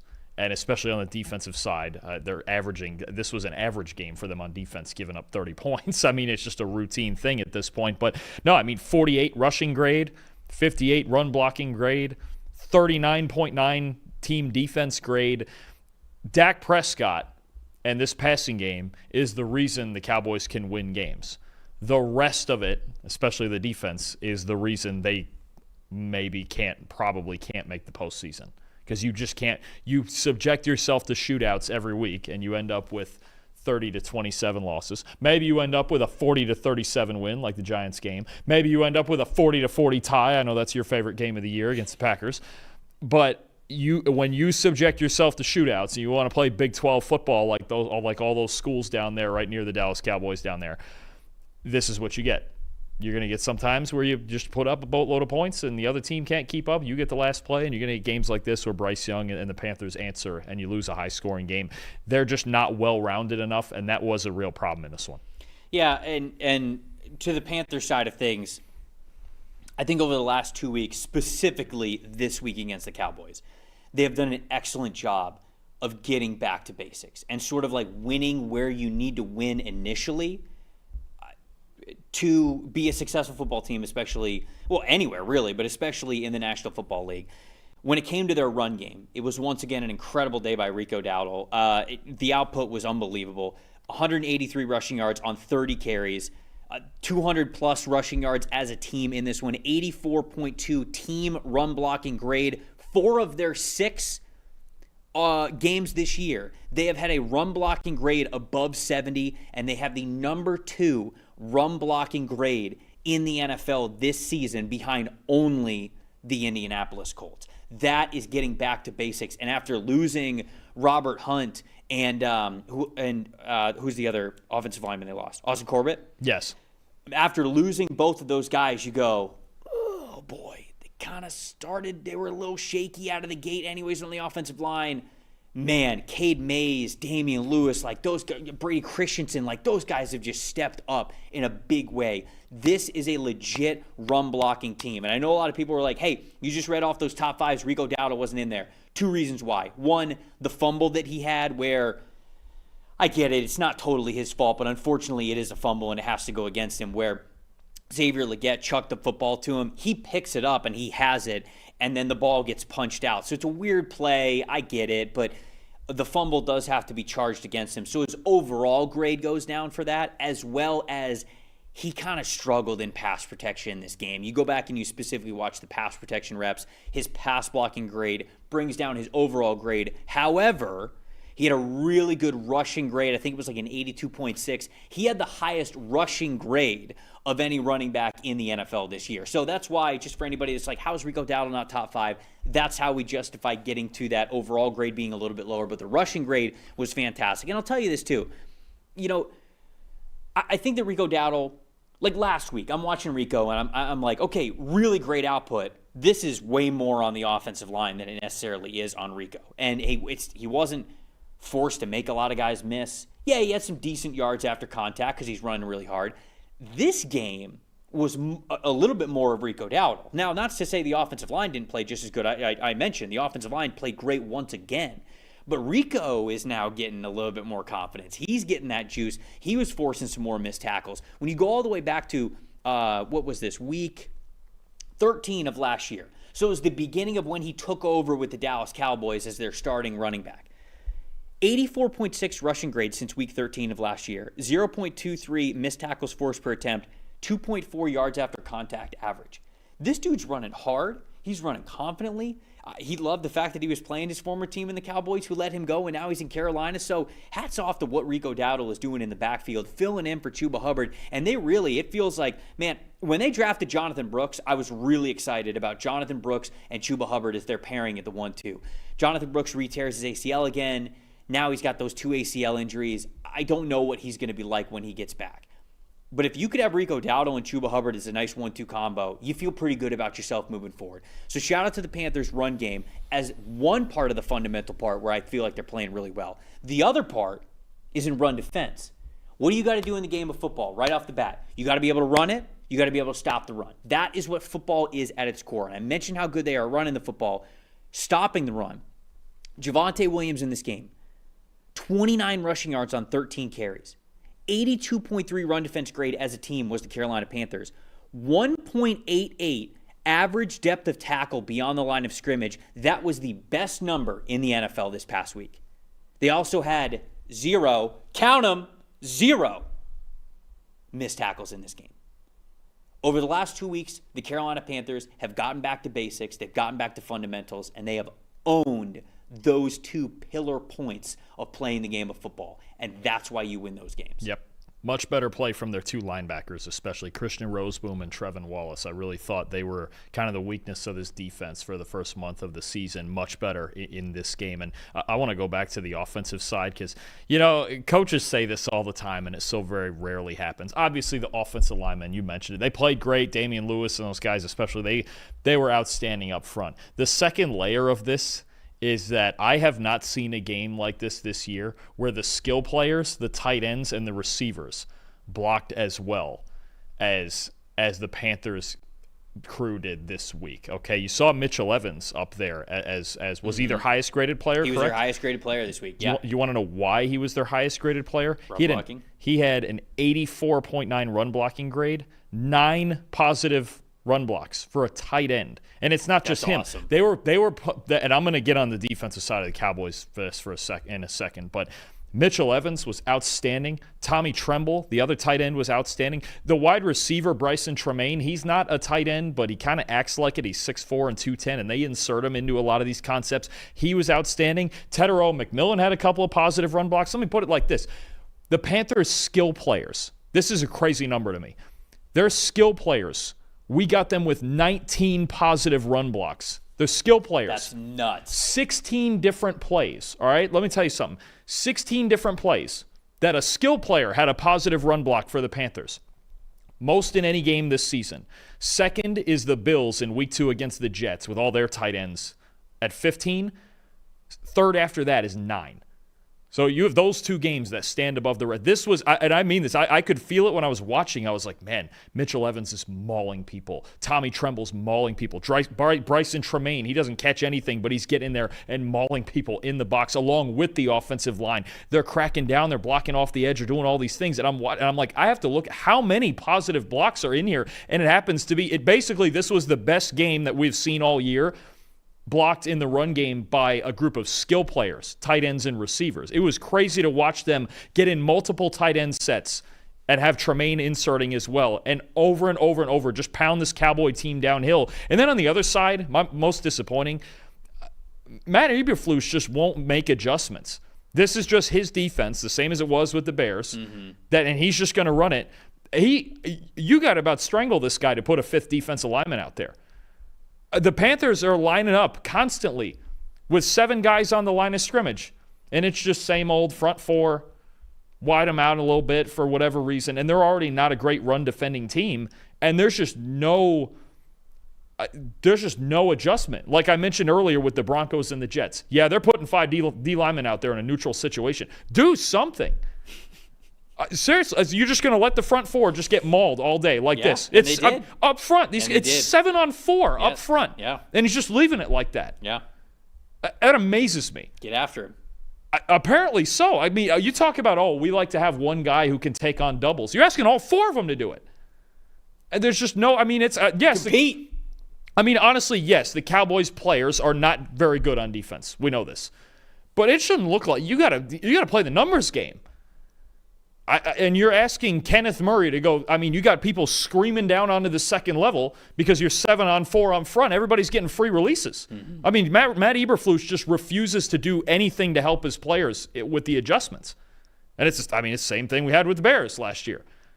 I don't get it. Your team's getting mauled. Even in the last 5 minutes of a game with the Panthers, when this game, when it was tied, they're still sitting there lining up with 2 tight ends, 3 tight ends, and running the football on you. What? I don't even know. I don't know at this point because it's like the hat-on-hat game is so easy with the Cowboys. Just put more guys in there because they're not going to match it. Right. It's unbelievable. Right. They're just lining up a wall against you and just pushing you to the side. It'll be something to monitor, with the Cowboys moving forward if Eberflus changes at all after this. And I know you just went on a rant that he hasn't, but this is, you're getting to the point where you're an active reason why the team is losing. And so we'll see. It'll be interesting to monitor if the Cowboys have any intention at all whatsoever at putting more defensive linemen on the field because they really struggled. Donovan Wilson struggled. He was my most disappointing. Gave up those 2 touchdowns to Tetero McMillan. He was kind of tough in this game. Bryce Young, I'll shout him out. Yeah, 10 for 10. 125 passing yards, 3 touchdowns, a perfect 158.3 passer rating when trailing in this game versus the Cowboys. So you love to see that from Bryce. I do still think he was a little bit He's a little bit neurotic when he's in the pocket still. I get a little bit nervous with him at times, but he is still somebody who, it may not look pretty. He kind of may look scared at times in the pocket, but when he sees the open receiver, he can often get it out of his hands and get it to where he needs to go. And this game was a testament to being able to do that once again. So I wanted to make sure that I shouted him out there because it wasn't the perfect game from Bryce, but it's when you compliment what Bryce is able to do sort of as an under pressure type of a quarterback combined with how well, of course, they run the football in this game, you feel good about your chances. And, of course, they scored 30 because of it. And on the Panthers in general, because I know we got a ton of their fans watching right now. Think about what we were saying 2 weeks ago where we were like, oh, boy, this team's 1-3. They're coming off a whooping to New England. Mm-hmm. And we go, they got 3 games, Dolphins, Cowboys, Jets, to figure this out. I believe they're playing the Jets this week. They got 3 games to figure this thing out, or we might be talking about some not great things. Right. All of a sudden, they've won the first 2 of those games, and they got a Jet one as the third one. We could be talking about the Panthers a week from now at 4-3 and going, hey, they found balance. The defense at least looks a little bit better. I like Bryce as the complementary piece right now in this offense, the way it's running. Actually, the weird part is somebody sent me the line last night. The Jets are favored over the Carolina at the moment. I have no idea why. That can't be maybe last night they opened. It flipped now. I'm sure it did. I'm sure everybody put money on the Panthers. Last night, the Jets opened as a 1-point favorite, and I have no idea why because a look at the way the 2 teams are playing. But as a 1-point favorite, no way. I think it was my brother sent me that. He was like, the Jets are a 1-point favorite right now, and I could not understand it less. But no, this Carolina team, you go into New York and you win against the Jets next week, you're 4-3. We talk about them a lot different than we did a couple weeks ago. The Jets were indeed favored by 1.5 when the books open. Okay. That's nuts. And now the Panthers are. Now it's not like that big of a swing. The Jets were favored by 1.5 when the books open. Now the Panthers are favored by 1.5. So it's just a little bit of a swing there, but still, Carolina is very clearly the better team at the moment. So shout out to Carolina, really turning it around, playing some good football right now. Excited to see what they do against the Jets that maybe make it 3 in a row, like you said. Rams and the Ravens. Rams win this game 17-3. Top 5 graded players that we had for the Los Angeles Rams. Cornerback Quentin Lake an 87.3. Linebacker Sean Dolak an 84.2. Cornerback Darius Williams an 80.8. Linebacker Nate Lehman a 78.3. Cornerback Emmanuel Forbes a 76.3. And then Matthew Stafford in this game a 68.2 on Baltimore side of things. Defensive tackle John Jenkins, top man at an 89.8. Offensive guard Andrew Voorhees behind him with a 77.3. Halfback Derrick Henry with a 75.3, linebacker Trenton Simpson a 72.7, and wide receiver DeAndre Hopkins a 70.8. Had Cooper Rush and Tyler Huntley in this game. I just wrote down Tyler Huntley's numbers because, quite frankly, they were better, at least grades. 66.2 overall grade is what Tyler Huntley had in this game. Stat told the story, Dalton. Similar to the Steelers against the Browns. I just think, look, the task, and Derrick Henry ran the ball a lot better than I thought he would in this game. The Ravens had that part going a little bit, but you got to be on your A game against this pass rush. I mean, you need to beat Jared Verse and Byron Young and these guys. You needed Lamar Jackson because there's too much pressure, and this Ravens offensive line is not pass protecting well in big spots right now, but this Rams pass rush, 73.8 pass rush grade as a team, 50% pressure rate, 80% pass rush win rate, 4 sacks in this game. Byron Young, I actually want to shout out as he wasn't in the top 5 there overall, but I want to shout out as my most impressive because I think this is just somebody who needs to be talked about more as far as the season he's having. 80 pass rush grade in this game, 8 pressures, 2 sacks. He's got an 85.8 pass rush grade for the season. On the other side of Jared Verse, freak, Puna Ford inside. Never wrong, just early on Exactly. Byron Young. Best thing you can be. Did I have him? Now I gotta look. I mean, it's Kobe Turner inside freak. Just this Rams pass rush is on that group, in that group of units with Cleveland, with Pittsburgh, with those teams to where you need your A game up front, no matter where the game is played or what style of game you're playing. Because I think to me that was the difference in the game is that this offensive line and Cooper Rush and Tyler Huntley, whoever was playing quarterback at any given snap, they just didn't stand a chance against this front four in a game where it's wild for me to think that the Ravens played a lot better in this game overall than I thought they would, and they still lost 17-3 because this defensive line for the Rams is just an absolute monster. I had Byron Young as edge 11 as a third-round grade. That's where he went, no? Third or fourth round? I think he did. I thought I was higher on him. Maybe I was just higher in consensus, and he ended up going third round. But I like Byron Young when he was coming out. I'm counting it as a win. I don't care. Whatever. Stat that told the story, honestly, is the Ravens fumbles. And it's it was the fumble with Zay Flowers, and then sort of the botched exchange with Cooper Rush and Zay Flowers once again. I mean, the Ravens already couldn't do that. And the fact that they had two fumbles and both of them were lost, I mean, it's just that's how the game gets to where it is. That's how you score 3 points, and you're never going to beat the Rams whenever that's the case. So I think that's a stat that told the story there. The fact of the matter is just the Ravens are just not in a good place right now when it comes to their roster. They've got those stars hurt. Even the guys who are out there, they're probably not playing 100%. You don't have Lamar Jackson anyways. Derrick Henry finally had a good game, in the first time in a couple of weeks here, and it amounts to 3 points for them. So they're just not able to get it done right now. Zay Flowers was, I'm pretty sure, questionable in this game anyways, that he was even going to play. And so it's just it's tough sledding for the Ravens right now, and it's hard to think that it's going to get better until they just get a lot more healthy, and certainly until they get Lamar Jackson out there. Most impressive for me was Nate Landman, 76.3 overall defensive grade, 17 total tackles in this game. Get the ice bath ready for this dude. 88.7 defensive grade on third down specifically.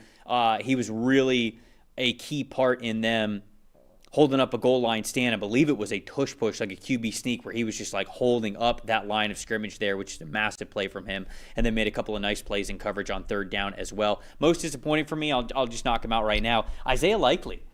Isaiah Likely was coming off a really nice year, his best year as a receiver last year. And I know he's been fighting through some injuries and he's missed some time this year, missed the beginning of the season, but 45.5 receiving grade, only had 2 targets for 2 catches in this game for 6 yards. In all 3 of the games that he's played, he's had a receiving grade below 60. So he has not been this, okay, wow, we've got Isaiah Likely back. Now we can really get into our 2 tight end offense with him and Mark Andrews, and these guys are really going to flourish and thrive. It just has not been that at all whatsoever. I think he's only got 3 catches on the year. He had 1 catch last week, and he had the 2 catches for 6 yards this week. So I'm just disappointed that the offense has not been able to run through those 2 tight ends when they've really needed someone to step up. I thought Isaiah Likely's return was really going to help them there, and he just has not. Yeah, no, I agree. Disappointing part for me, Ronnie Stanley, who's been struggling anyway, left this game with an injury again. And without him, I know this is a tough matchup, but they have a hard time pass protecting without Ronnie Stanley there at left tackle. Shout out one more impressive guy, because I already got Byron Young in. How about, Omar Spates, last year's undrafted star at linebacker, was hurt. He was out for this game. How about another undrafted rookie linebacker, Sean Dolak from Buffalo, getting in this game, getting his first defensive reps, 35 snaps and an 84 PFF grade. I mean, he was the highest graded linebacker in the country last year, I think, at Buffalo, wasn't he? Yeah. I mean, and he didn't get drafted, and there was some being like, hey, this guy probably should have went round 6 or 7, but darn good athlete, really good mover in space. And just for the Rams, I mean, I guess they're just going to keep finding undrafted guys out here to put at linebacker next to Nate Landman and have success. But I just wanted to shout that. He's been playing special teams every week, but this was his first defensive action. He was really good too. Yeah, the Puka Nacua injury, strange, because he gets hurt and he leaves the game, but then he comes back, but he's basically just a decoy. Like, he didn't really do anything after that. He was just kind of on the field for them. So I think that's the big takeaway of this game, is actually monitoring that for the Rams moving forward. So it's a sprained ankle. Okay. And there is a lot of thought that he's going to miss this week. They got to go to London and play the Jaguars. Okay. They're thinking it's Ian Rappaport, Mike Garafolo reporting. They think it's likely he misses this week against Jacksonville, and then they're going to reevaluate it during the bye and see where that goes. Oh, that makes it. They have the bye right after the London game? Yeah. That makes way more sense. Yeah. Especially with them sitting here, what are they, 4-2? They're 4-2 now. You never want to drop a game, obviously. You don't want to give a game up, but you would want to make sure that Puka Nacua is going to be able to play at 90% for you the rest of the season, as opposed to 60 or 70% for you the rest of the season. So it would make sense to rest him there. Shout out to the Rams corners, who played really well in this game. What a pick from Quentin Lake. What a play that was one of the best plays I saw all week. And I know that Rams fans have been really frustrated with the corners so far this season, but I think it's a little bit to the point of I think this was the Rams, if I'm remembering this correctly. McVay was asked about his corners because they were struggling early in the season, and he was like, no, I mean, like, we like our guys. Like, we're not, like, looking at anybody else. We're not going to try to bring anybody else. And I think Rams fans were, like, unhappy with that. And they're saying, okay, well, you're just going to, like, let this be a weak spot of your team moving forward and maybe a reason why you're not able to get as far as you need to in the playoffs. And it just sort of goes to show that corners are just going to be up and down. And yes, sometimes you get into a point where you need to make a change here, but here you have a guy standing behind his corners, and now they have a really good game for you. And it's just now they see the potential, and they probably see the potential in practice. And so, not that we can't question the rosters of these teams, but it was just evidence to the fact that the Rams corners can get it done. I think that when you think about making changes in the secondary, you have to come to the conclusion that these guys cannot get it done. And if instead you have a situation where, yeah, they're going to be a little bit up and down, but you understand that's going to be the nature of playing in the secondary anyways, you're probably going to be okay with that, especially if these guys who have been in your system before, who you drafted, who you've signed, who you've developed, whatever that looks like. So I just wanted to point that out with the Rams. I think the way this team is designed, they have an outstanding front four at any given time on their D-line, and they have a back seven that is solid. I think that's just the thing is, you think about great corners, and they don't have an individual, a Sauce Gardner, Patrick Surtain type guy back there, but these guys have been playing together for a while, and they play really well together. Yes, it's always going to be a concern when you face teams with big-time receivers, but I don't think that's their biggest weakness. I'd be more worried about just the consistency of their offensive line, especially in the interior week to week. But, no, I mean, I just don't think they have a ton of big names, so sometimes those guys don't get as much credit as they should. It's a solid group. It's not a world-beaten group, but it's good enough, especially considering the pass rush they have. Let's move on to the Seahawks and the Jaguars. Seattle wins this game 20-12. Seattle's top 5 graded players, we got wide receiver Jackson Smith-Njigba at the top of the list with a 90.6. Tight end A.J. Barner right behind him. Those are the two guys who made the biggest plays in the passing game in this one. Barner an 83.3 overall grade. Defensive end Leonard Williams an 80.6. Safety Nick Emanwari with a 78.1. And then linebacker Drake Thomas a 75.2. Sam Darnold was really the top graded player for the Seahawks, a 94.6 overall grade in this game. What a season Sam Darnold is having. On Jacksonville's side of things, linebacker Ventrell Miller with an 89.9. Linebacker Foyesay Aluakun with an 80.0. Wide receiver Brian Thomas Jr. with a 76.5. Defensive tackle Devon Hamilton with a 73.4. Linebacker Dennis Gardick with a 67.5. And then Trevor Lawrence in this game, a 69.2. Stat that told the story, Dalton. Boy, Seattle Sam, Trevor. They're calling him Seattle Sam. I don't know if they're doing that. I'm doing that, and I'm starting it. We're doing it. Seattle Sam. Just outstanding in this game. You know what? Sometimes you go as far across country as you possibly could from Seattle to Jacksonville against a team with a really good defense that just came off a huge win over Kansas City, and you're not really running the football all that well this week if you're Seattle against that front seven, and you got a quarterback and a number one wide receiver that just finds a way to get you through it. Sam Darnold was outstanding in this game. I think you talk about, him, Baker Mayfield, Drake May, Sam Darnold. Maybe between him and Drake May, I think those were maybe the two best quarterback performances we saw this week. I really do. Sam Darnold was just unbelievable. 93.5 passing grade, 5 big-time throws, 7 of 12 on 10-plus yard throws with 232 yards and a 97 passing grade on those throws. And I mentioned in the preview, because I've talked about how well Jacksonville defends the middle of the field. How about Sam Darnold with an 86 passing grade against this defense between the numbers? Yeah. He, and my most impressive, because I just wanted to talk both of them in some order, he and Jackson Smith-Njigba, basically just the two of them, and Clint Kubiak with the play calling. Those guys took down the Jacksonville Jaguars and this really good defense. Smith-Njigba, especially if Puka Nacua is going to miss a game, and we were kind of anointing, okay, Puka Nacua has been the best receiver in football this year. Jackson Smith-Njigba is on just an unreal run right now, and I think the big thing for me, check this out, Trevor. He's getting downfield, 4 explosive plays in this game. This was his 4th game this year with an average depth of target above 12 yards. He had 4 games with an average depth of target above 12 yards in his first 2 seasons altogether. So they're using him more now as a vertical threat who can win at any level of the field. And you saw that in this game against an excellent back seven and a great defense down there they have in Jacksonville right now. These two guys took the game over. And the third one I would just mention real quick, how valuable has A.J. Barner become for this team? Extremely. I mean, that last play call to seal this game, that bomb to him, because basically everything else about that play was their usual waggle concept, and he just takes one jab step towards the corner and then back to the deep over for the throwback. And just an A-plus call by Clint Kubiak. But A.J. Barner, the blocking ability we knew about at Michigan, right? We've said this before. We knew about it, but he had Colson Loveland next to him, so he's not getting the football much. The development of A.J. Barner as a receiver, as that threat, along with the borderline elite blocking that he brings as a tight end, this guy is so darn valuable for this team. I mean, that one play at the end, obviously great call, great throw again, but Darnold and Smith and Jigba right now, I don't think the potentially best quarterback receiver duo in the NFL this year, arguably, that we thought we'd get. But this is ridiculous, this stuff that these two guys are doing. And to go out there and basically just those two guys beat this defense, unbelievable stuff. Yeah, it's really impressive when the other team knows who your best receiver is, who you're going to run your offense through, and you can still get that person the ball. Like, to me, that is such an... Some people will look at it and be like, oh, yeah, duh, they're so talented, you're going to get them the ball. But defenses aren't dumb. Like, they're keying in on exactly who your best players are, especially when they're up to this caliber. And yet, Smith and Jigba was still able to produce.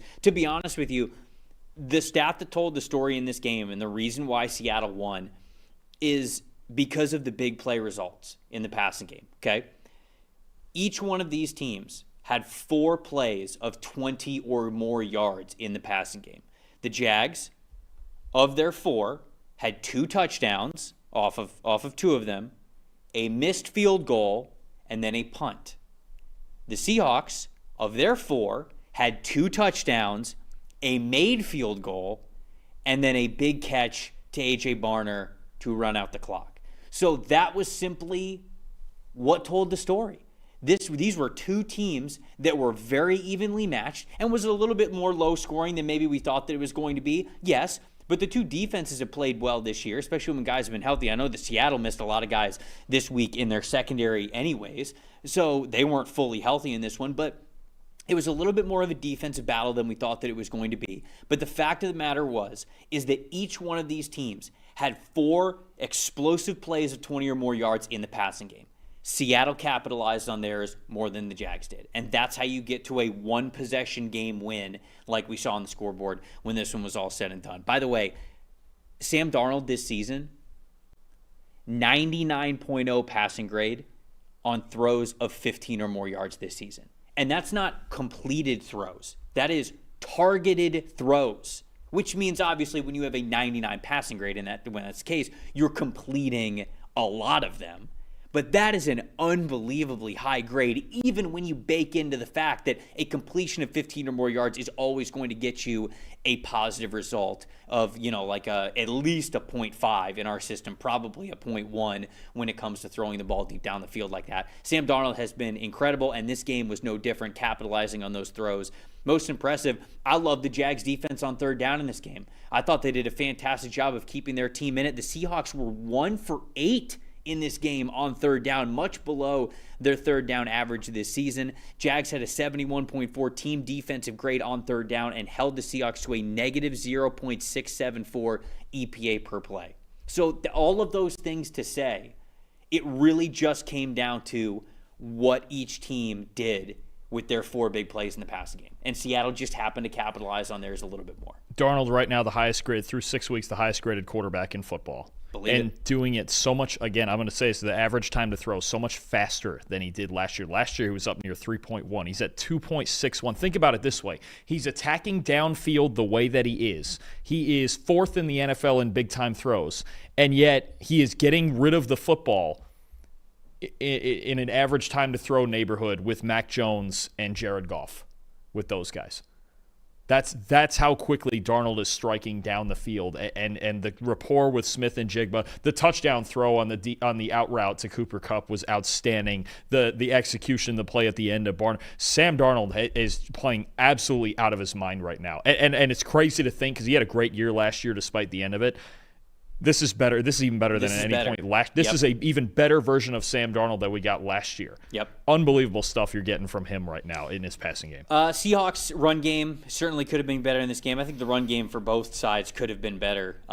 When you look at the Seahawks, Kenneth Walker 3.4 average yards per carry, Zach Charbonnet 2.0. But even on the other side of things for the Jags, Travis Etienne 2.3 average yards per carry. Bashal Tutin had a 7, but he only carried the ball twice for 14 yards. One of them was for 8 yards. The other one was for 6. So obviously that's a little bit better. But just the run game was really limited by both of these teams. And so again, that just goes. I hate to keep going back to it, but genuinely, that's the stat that told the story. The run games weren't operating as well as they had in games past, and it was just all about how you capitalize on those big plays. Anything else before we move on? I don't think so. Nope. Jags could have got after it better in the pass rush, but I mean, it is what it is. When you got a quarterback running that hot, it's going to be hard to beat them. I still think both of those teams are very good football teams. Devin Lloyd, a major factor for the Jags, who only played 15 snaps in this game. He ended up having some calf tightness, so they didn't even put him out there in the second half. So, both of these teams missing some key guys on their defenses, and these are still two of the better teams in the NFL. 49ers and the Buccaneers. Tampa Bay wins this one 30-19. Top 5 graded players that we had for the Bucs in this one. Jamel Dean, their cornerback at the top of the list with a 90.1 overall grade, and then rookie cornerback Jacob Parrish right behind him with an 85.4. Wide receiver Cameron Johnson, star in this game, 83.7. He was a stud for them, and they needed it with Emeka Egbuka and Mike Evans and Chris Godwin down. They needed somebody to step up, and Cameron Johnson absolutely did. Offensive tackle Charlie Heck filling in for Luke Gedeke. He had a 72.0 overall grade, and then defensive tackle Vita Vea, number 5 on the list here for him with a 71.3. Baker Mayfield in this game, it wasn't perfect, but he had those heroic moments once again. 76.9 overall grade. On San Francisco's side of things, offensive tackle Colton McKivitz with an 81.8 at the top of the list. Wide receiver Kendrick Bourne, a 75.4. Tight end Jake Tonges with a 73.5. Offensive tackle Trent Williams, a 71.0. Defensive tackle Jordan Elliott, a 69.0. And then Mac Jones in this one, a 69.2. Stats that told the story, Dalton. All right, so I'm going to talk about pass protection, really more so leaning in the Bucs angle here. Baker Mayfield was only sacked once, and it was really a coverage sack, nobody open, holding the ball. Mac Jones sacked 6 times. You're going to get more into that with Todd Bowles on that side. I think, obviously, Baker Mayfield's great. We could talk about Baker Mayfield all live long day, right? Because, he's the most fun guy in football right now. He might be what do you think? Would you give him the MVP through 6 weeks? All things considered? Fully biased, yeah. Oh, okay, that's true. I shouldn't ask you that. I should have got a group poll from the guys before I just asked you, and you're okay. I don't know. Anyway. He's up there. He's in the top 3 or 4. Yes, he's in the conversation. All things considered, he's getting invited to the New York ceremony. Yes. Oh wow. Okay. That's right. We do have a ceremony for that too, don't we? He already won the Heisman too, so wow. It counts anyways. How many guys have done both? I need the pop quiz. Ooh, on that how too. Many guys have won a Heisman and an MVP? Did Derrick Henry win an MVP? Well, Lamar. Oh yeah, good call. Is one. We'll get on that. We need Max. Derrick Henry didn't. We need Max on that. Derrick Henry didn't win an MVP. I don't think so. Joe Burrow hasn't won one. Yet, Eli says. Yeah. As we hear from the production suite. We'll get on that. We'll figure. I'm gonna Google that. Yeah, you talk about sacks. But either way, I think the big thing you're seeing with the Bucs now, they keep losing receivers left and right and needing guys to step up, and they're doing that. But the stability you're starting to get, at least on one side of the offensive line, with Tristan Wirfs back in, with Ben Bredesen back at left guard, with Graham Barton back at center, you're starting to see the pass protection get better, right? When Tristan Wirfs was out, this was a bottom 5 pass blocking team. The last 2 weeks, 76.1 pass blocking grade, 3rd best in the NFL. So what you're getting now is that even if the receivers are dropping like flies, because Emeka Egbuka had to leave this game early, and we already know they don't have McMillan, they didn't have Godwin this week, they don't have Mike Evans for maybe a couple more weeks. They're finding guys to step up on the outside, but the biggest thing is that Baker Mayfield is clean in the pocket, and even when he's not, he's taking off scrambling and making big-time runs and picking up first downs with his legs. So I think the fact that this offensive line, that Tristan Wirfs now starting to look 100%, Graham Barton more comfortable back at center, Ben Bredesen back at guard. The right side, they're still waiting on Luke Gedeke, and right guard's just going to kind of be a thing all year, but good enough in this game on that side. I think that's a huge development for me in this game, is the Bucs offensive line is starting to look the way it was supposed to at least it's going to be like that. Hopefully when you get 4 of the projected 5 starters with Gedeke getting back soon. But no, they were really good in this game. And the Niners just, without Nick Bosa, they lack any sort of consistent pass rush. Bryce Huff's been solid, but the young guys aren't giving him much in the pass rush. 7 players in NFL history, by the way, have 7? won. Wow. Paul Harnig in the 50s and 60s. O.J. Simpson, Earl Campbell, Marcus Allen, Barry Sanders, Cam Newton, and Lamar. Wow, it didn't happen for a quarterback until Cam Newton. Wow. Yeah.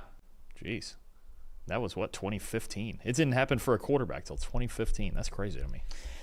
Okay, I want to talk about the stat that told the story being how in his bag Todd Bowles is this year. And for as much as I have complained at times about Todd Bowles as a head coach when it comes to clock management and timeout usage and when to be aggressive and when to not be aggressive when it comes to punting versus field goals versus going for it. I've complained about those things throughout the early parts of Todd Bowles' tenure as a head coach. He is one of the best defensive minds in football. And I thought he did another excellent job adjusting in this game in particular. He did so against Jalen Hurts. Remember, he blitzed Jalen Hurts in the first half of that Eagles game that they played earlier this season because that has been a kryptonite for Jalen Hurts when they have played against him in years past. They blitzed him a lot in the first half. Jalen had the answers for it. And so instead, what did they do in the second half? They rushed 3 and they dropped 8. And Jalen had no idea what to do, and he went 0 for 8 passing, and he had a terrible passing grade. Now, the Eagles obviously still won the game, but it was an excellent halftime adjustment from Bowles. In this game, in the first half, the Bucs blitzed on 5 of Mac Jones' 23 dropbacks, so not a lot.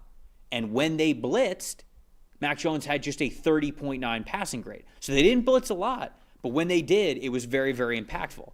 In the second half, okay, they blitzed on 11 of his 25 dropbacks, so at a much higher clip, almost a 50% clip there, and he had a 74.4 passing grade when he was blitzed once again. So it is the Bucs' ability on the defensive side of the football to recognize things that are happening in the first half and have tangible answers for them in the second half that makes this a really good coaching staff for where this team is, especially on the defensive side of the ball. So Todd Bowles, just a hat tip to him. He has been excellent at being able to see things happening in the first half and knowing what adjustments to make in the second half, because that is not always a guarantee. I think a lot of fans, a lot of people who do podcasts like this one, whatever, everybody likes to yell about halftime adjustments. Well, they didn't make any halftime adjustments. Where were the halftime adjustments? And a lot of times, these coaching staffs, they don't have it. They don't know. The game plan was the game plan. They had a game plan going into this game, and they probably think, no, we just need to execute the game plan better. I don't know if halftime adjustments really happen the way that fans think that they do.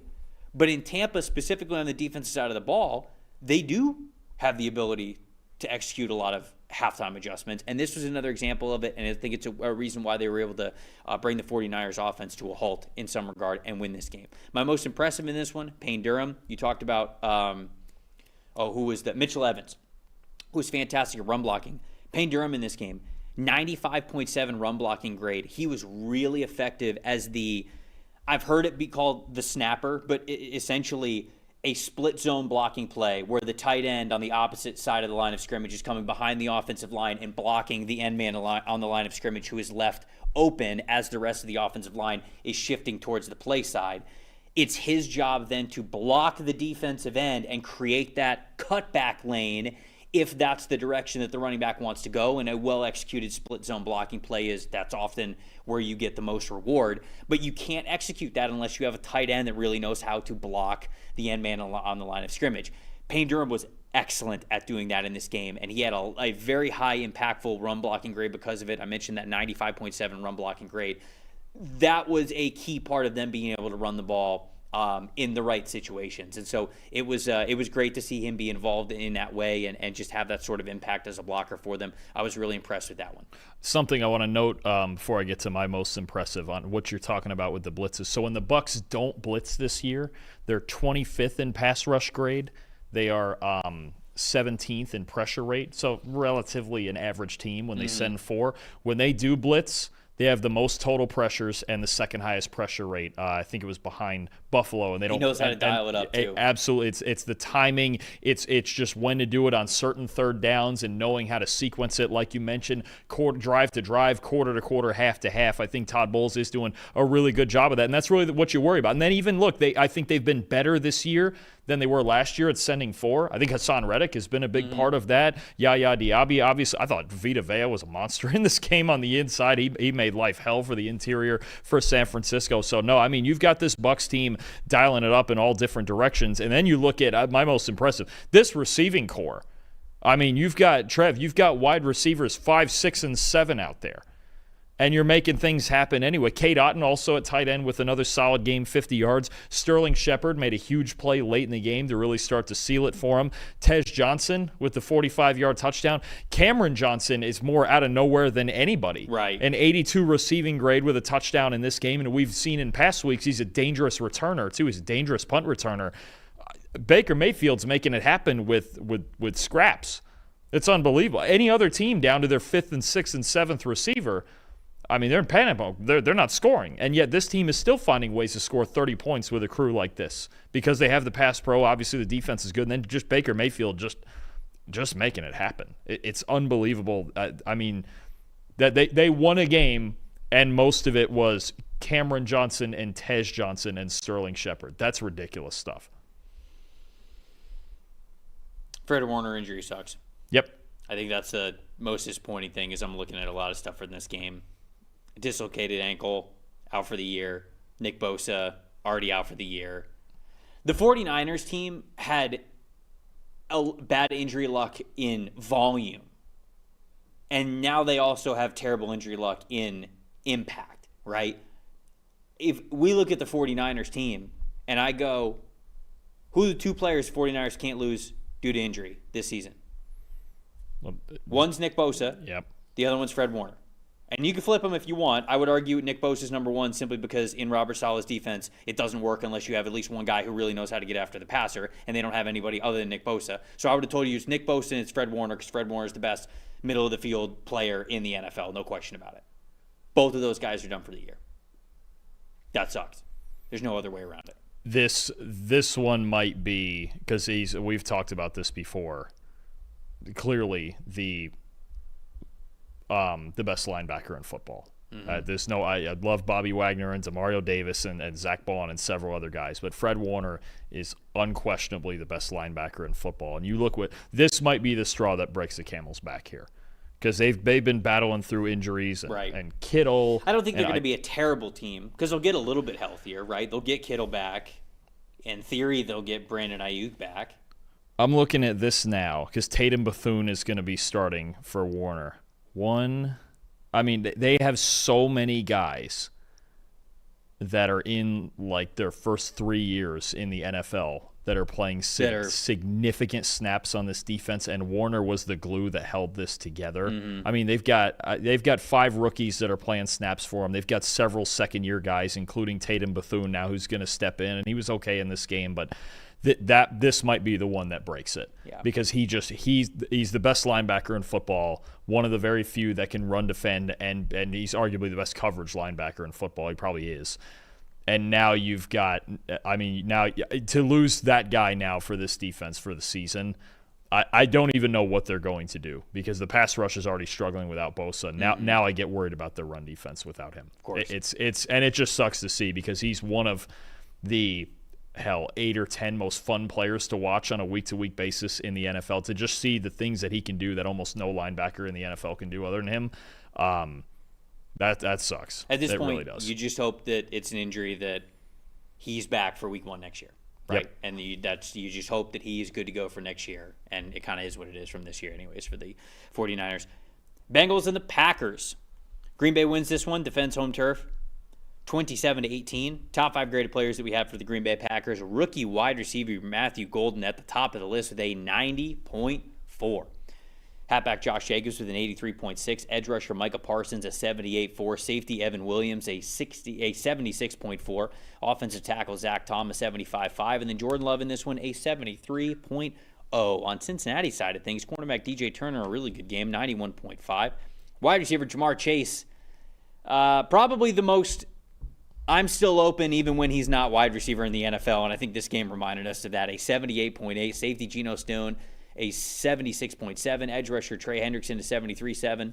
And then offensive guard Dalton Reisner with a 72.1. Joe Flacco in this game, a 77.4, starting for the first time here in Cincinnati, or for Cincinnati, I should say, since they were in Green Bay. Stats told the story. What do we got, Dalton? I know, Joe Flacco, the grades are nice, and I think that's propped up a little bit by some solid throws he made in the fourth quarter. But again, I don't think in totality it makes that much a difference. He's better than Jake Browning, I will give him that, and he got rid of the football in a timely manner for most of this game. But the first 3 quarters of this game, the Bengals had one explosive play.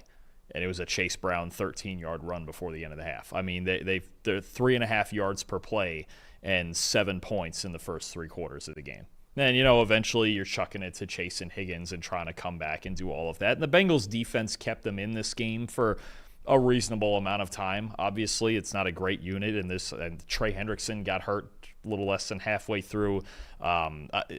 Most disappointing for me is this weird linebacker situation they have going on. Like, Logan Wilson's basically benched. I guess he's been benched now. He's only played 12 snaps in this game, and I didn't notice that. Is that hurt? No, from what I was reading, he's basically been benched because he hasn't been playing great lately. And now they are starting 2 rookies at linebacker, Demetrius Knight, who's been starting, and Barrett Carter. They're just both starting. Oh. And both of them had sub 50 grades in this game, and it's just they kind of have a mess going at linebacker. But either way, offensively, it's just not great. And I mean, when Flacco gets when they get one-on-one matchups with Chase and Higgins, and Flacco can just throw it to one of them in a one-on-one spot, that's basically their whole offense. They still can't run the ball. There's not much else to it. And he was 9 for 20 on throws where he had to hold the ball for at least 2.5 seconds, because that's basically it. If you show them man-to-man and you have Chase or Higgins man-to-man, that's where he's going to go with it. Slant, back shoulder. The Chase touchdown at the end was just kind of ridiculous because – I mean, I don't even know how he catches that football, but I don't those either. 2 guys are freaks, and they're really the only 2 threats still on this offense. And look, I don't want to rip it too much in the Flacco angle because he is better than Browning and he looked better than Browning, but there's only so much this offense can do with all of the other deficiencies that it has. On the Packers side of things, I will say that I feel like the stat that told the story were they had more sustained drives than they have in the past at points in this season. And really just, I think it's a Jordan Love thing of them being a little bit hot and cold naturally. But they had 2 drives all game of 5 plays or less. The rest of it, they controlled the ball pretty well. And I think what goes into that a little bit is how Matthew Golden played, who I'm having as my most impressive in this game. First catch was on a 2nd and 9 with a ton of yards after catch, which really showed the juice that he has as a wide receiver. But then this one specifically, his 2nd and 3rd catches of the game, both of them were of 20 or more yards. And on 3rd down, it was like 3rd and 8 and then 3rd and, I don't remember, 6 or something like that. But it was an interesting combination of how I felt like this game went and why the Packers had so much success on offense. Jordan Love did some good things in this game, but I think specifically, we talk about him as this big game hunter, right? This guy who wants to throw the ball deep down the field. And on 3rd downs, I think that sometimes you look at quarterbacks who, whether it's by their own nature or the nature of the offense, maybe the offensive play design, what their play caller is telling them to do, how the progressions are made within the offensive play call itself, they sort of just look for the sticks, right? They go, hey, we need 8 yards. Here are a couple of targets that get us 10. And you're sort of just throwing the ball just past where the sticks are, or maybe like a yard shorter to see if you can get some yards after catch there. We've got 2 3rd downs here where Jordan Love looks at like I can't remember. One was a 3rd and 8, and I can't remember what the other one was, like a 3rd and 5, 3rd and 6, whatever. And he goes, nope, 20 yards down the field. I'm not letting the fact that it's 3rd down get in the way out of me looking deep if somebody's there. And I think that's a double-edged sword where, yes, it can look amazing some weeks, and in this week you've got some great plays to be able to point to with him getting some explosives on 3rd downs, which I want to give him credit for. But other weeks you could have him looking deep, attempting these passes, and they're not complete. And then you go, God, attempting all these deep passes for on third down? It's got to be easier to convert these third downs. So I think the point of this regular season for the Packers, who I believe are going to be a playoff team, is to really just get that balance right of who Jordan Love is as a passer, but specifically on third down. Because on this game, it converted. They were 45% on third down. They were 75% in the red zone. They were what you want in those percentages in the important areas of the game. But I think the reason why is because he still looked deep, and he completed these. And this was a week where it looked good for him. What happens on the weeks where those aren't open? What does it look like? And there was the one third down where, hey, nothing was open. He scrambles for it, makes like 3 guys miss, and he ends up getting, I think it was like a 3rd and 1 or a 3rd and 2, which, again, a hat tip to them. The things were working in this week. But I'm judging the Packers on a Super Bowl scale now at this point because I think that they are talented enough to win the Super Bowl. So, yes, I'm going to nitpick them a little bit more. You won this game. You won it well. You won it somewhat convincingly. But there are still points of this game where I go, okay, do you do this again if it's not against the Bengals?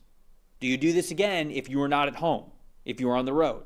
And that's sort of the microscope that I view the Packers under. And I think that they can, but I think that's a part that I will watch for them moving forward. And the fun part about what you're saying with that, with Golden especially, and I'm glad that he's the center of this subject, is that this is the pendulum I've talked about all offseason ever since they drafted him, is that, you know what, the first few weeks, teams were aware of his speed. They were sitting back, and Jordan Love was the best intermediate passer in football. That's fantastic. Cool. Now, all right, Bengals come into this game. You know what? He's hot with Tucker Kraft and Romeo Doubs, and they're hitting us in it. We got to make sure we kind of tighten things down a little bit. That's then when you get Matthew Golden going. Oh, you get the pendulum going, and Eric Golden gets behind it, right? Now, if I'm watching tape if I'm the Packers' next opponent, I forget who they have next. If I'm the Packers' next opponent, I'm going, oh, now they've shown on third down they'll get over the top because this kid still has 4.2 speed. They just hadn't been hitting him yet. And you get this back and forth where, honestly, Trev, every 2 to 3 weeks, it might change. It really might, where it just depends on teams have to pick their poison. Do they want to take their chances and go, okay, we're going to sit down and get in single high and see if Golden beats us over the top, or do we still want to respect the speed and allow Love to throw into those intermediate windows? I don't have an issue with it at all. Look, if you're going to execute one way or the other, then cool, go out and execute and win ball games. I'm with you. But that's exactly the pendulum you're talking about that they drafted Matthew Golden for. There's going to be games like this where he has 3 for 86 and he hit a couple home runs. There's going to be games where he may not have a target. But the idea is to control the safeties. You control the safeties with a guy like Matthew Golden. The other thing about this game for me, and the biggest part about it, is when you talk about controlling linebackers and that space on all 3 levels, the engine of this offense is Josh Jacobs. That is where this thing all starts, is them running the football and getting it going with Josh Jacobs underneath. 23 touches in this game, 138 total yards, 2 rushing touchdowns, forces 6 missed tackles, outstanding as a runner and a receiver. That's where it starts to me. You have all 3 layers now with Matthew Golden covered on offense. You've got Josh Jacobs in the run game. You've got Dobbs and Kraft and Wicks and those guys in the intermediate. And you've got Matthew Golden, the home run hitter, just waiting to get over the top. This is actually, as efficient as this game was and the sustained drives, this is everything I was looking for from the Packers offense. Is you have, last year they were only a threat at 2 levels, which really in the passing game gets a lot harder on that one that you have in the pack. Jacobs was great last year. We know that. But everything was so tight. It was so down towards the line of scrimmage on defense because they didn't have the burner, and Christian Watson was always hurt. This is what opens up all 3 levels of a game plan for you as an offense. So there's going to be games where Golden tees off like this, and there's going to be other games, we've seen him already, where, okay, he's not the guy. Yeah. But that's the idea. And if they keep winning, then that's exactly sort of what I'm talking about, I'm looking for. And so it's just sort of like a, hey, here's the game plan of like, all right, it looked when you were throwing it deep down the field. And I always get, I think I have more reservations about Jordan Love because I know how much it feels like he's itching to hit that deep pass and gets a little bit impatient at times. And it's on 2 people. It's on Matt LaFleur to call the plays with the proper sequencing and make sure Jordan understands that. And then it's on Jordan Love to not force it. Because I think in this situation, those shots, those home run balls, they weren't forced. And you can feel that with Jordan Love when he forces them, right? You can see it. You can see it in his eyes where he's just like, I want to chuck this thing 50 yards so bad. Right. If it's not forced, it's arguably the most dangerous offense in football because they have all three levels, and so few teams have that. Yeah, no, I would agree. When things are rolling for the Packers, it looks really good. Their pass rush has been a little bit disappointing to me. 17 total pressures in this game. That's the least that they've had in a single week so far this season. 42.9 pass rush win percentage. Again, the lowest mark in a single week that they have had so far this season. It's just taken a little bit of a step back, which is fine. I mean, like, the game of football, the season is a long season. As long as we get that back up to where we thought that it was going to be, or at least what we have seen it at the beginning of the season when they had Micah Parsons and all this hype and it felt like nobody could block the Packers, and it's maybe not going to look that good all the time, but a little bit better than what it has over their last couple of outings. I'm kind of looking for that to bounce back for them. And they play the Cardinals next week, by the way, who I'm not sure if they're going to have Kyler Murray. That'll be a fun one because Gannon's defense is all about sit back, keep it in front of us. So now you'll see the adjust. If they force it to Golden in those situations next week, then you talk about, okay, next week is a week I would expect like Dobbs and Kraft to go and have big weeks against a team that really likes to sit back in quarters and do all those things. I'll make sure I take a look at the PFF player prop tool and see if they agree with you there, because if they do, I'm all in. All right, let's go back to Thursday Night Football. Last game that we're talking about here, Eagles and the Giants. The Giants win this game 34-17. Giants top 5 graded players that we had from that game last week. Center John Michael Schmitz, an 83.2. Wide receiver Wan'Dale Robinson, a 70.6. Halfback Cam Scadaboo with a 70.4. Center Austin Schlotman with a 69.5. Edge rusher Brian Burns, a 68.6. Jackson Dart in this one, an 89.7. The run game, a big reason why. On Philly's side of things, tight end Dallas Goedert with an 86.5. Wide receiver A.J. Brown, an 81.1. Center Cam Jurgens with a 75.9. Offensive guard Tyler Steen, a 72.7. Edge rusher Jalix Hunt, a 72.2. And Jalen Hurts, a 58.2. Dalton, what was your stat that told the story here for this one? I'll cover two things at once. Most impressive, as can be expected, Jackson Dart was outstanding. He was unbelievable in this game. I think especially on third down, 94.7 PFF grade on third down. I have to check this for this the Sunday slate, but after Thursday was over, that was the third best third down grade by any quarterback this season, behind Dak Prescott in Week 1. Was that just passing, or was it passing or rushing? Overall, yeah, because the rushing's a part of that. Because outside the pocket, he was outstanding in this game. Dak Prescott in Week 1, Baker Mayfield against Seattle in Week 5. Those are the only two quarterbacks that were better on third down this season per the grading than Jackson Dart in this game. And the first player this season to have an 80 passing grade and rushing grade in the same game. So, I mean, there are times when it still looks like he's figuring out the offense and the speed of the game, but the fact that, kind of like I talked about with Drake May earlier, the pocket movement and just the ability to go out there and just be like, hey, I'm just going to get a first down no matter how I have to do it, especially with this crew of receivers he's working with.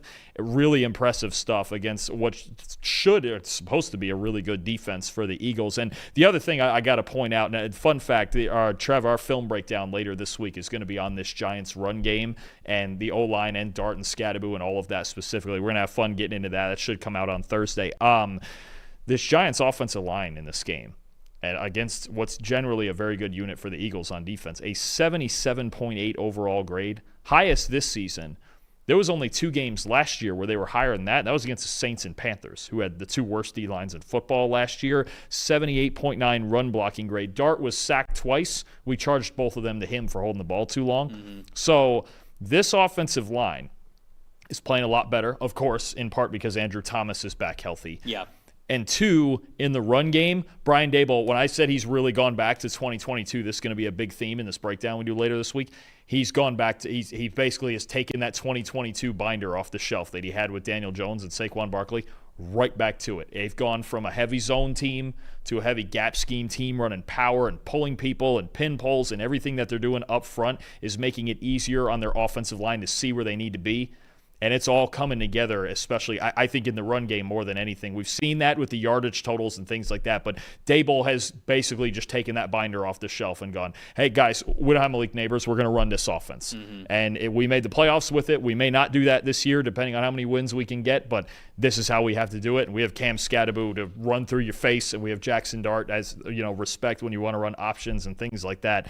Daboll's putting it together with just what he has right now, and I got to give him a lot of credit for that. I was going to say, Cam Scadaboo was my most impressive in this game. 80.2 rushing grade, 19 carries for I have in my notes 908 rushing yards. It'd be a lot. It's 98 rushing yards. Getting a little ahead of myself there as somebody who had him as RB3 in the draft. 4 missed tackles forced in this game, 9 first down rushes. And I think that's just the thing with Scadaboo is he's not going to be like the home run hitting running back, but to me he is the Isaiah Pacheco. He is the Kyron Williams. Like he is the first down machine. He's who you lean on. He runs the ball hard. He'll always give you yards after contact. He'll always be falling forward. He was so impressive in this game. It felt like this is the kind of game of why you draft this player. The stat that told the story for me is the Eagles still just not having the right identity on offense. I feel like they're just not leaning into the run game the way they need to. It feels like to start the game they have. When you look at the first half of this game, 8 carries, 56 rushing yards. They're cool with running the ball to start the game, but then like even when they're getting a little bit behind on the scoreboard, they go, okay, can't do this anymore. We got to pass the football. They had 4 carries for 2 yards in the second half. You're the Philadelphia Eagles. You're the best offensive line in the NFL. You have Saquon Barkley. You have Jalen Hurts. Run the ball. Come on. Control the game. It just feels like they are, when trouble on the scoreboard has come up at all whatsoever, they've been like, okay, we got to pass. And I don't really know why they're getting to that point during games this season. I start to wonder.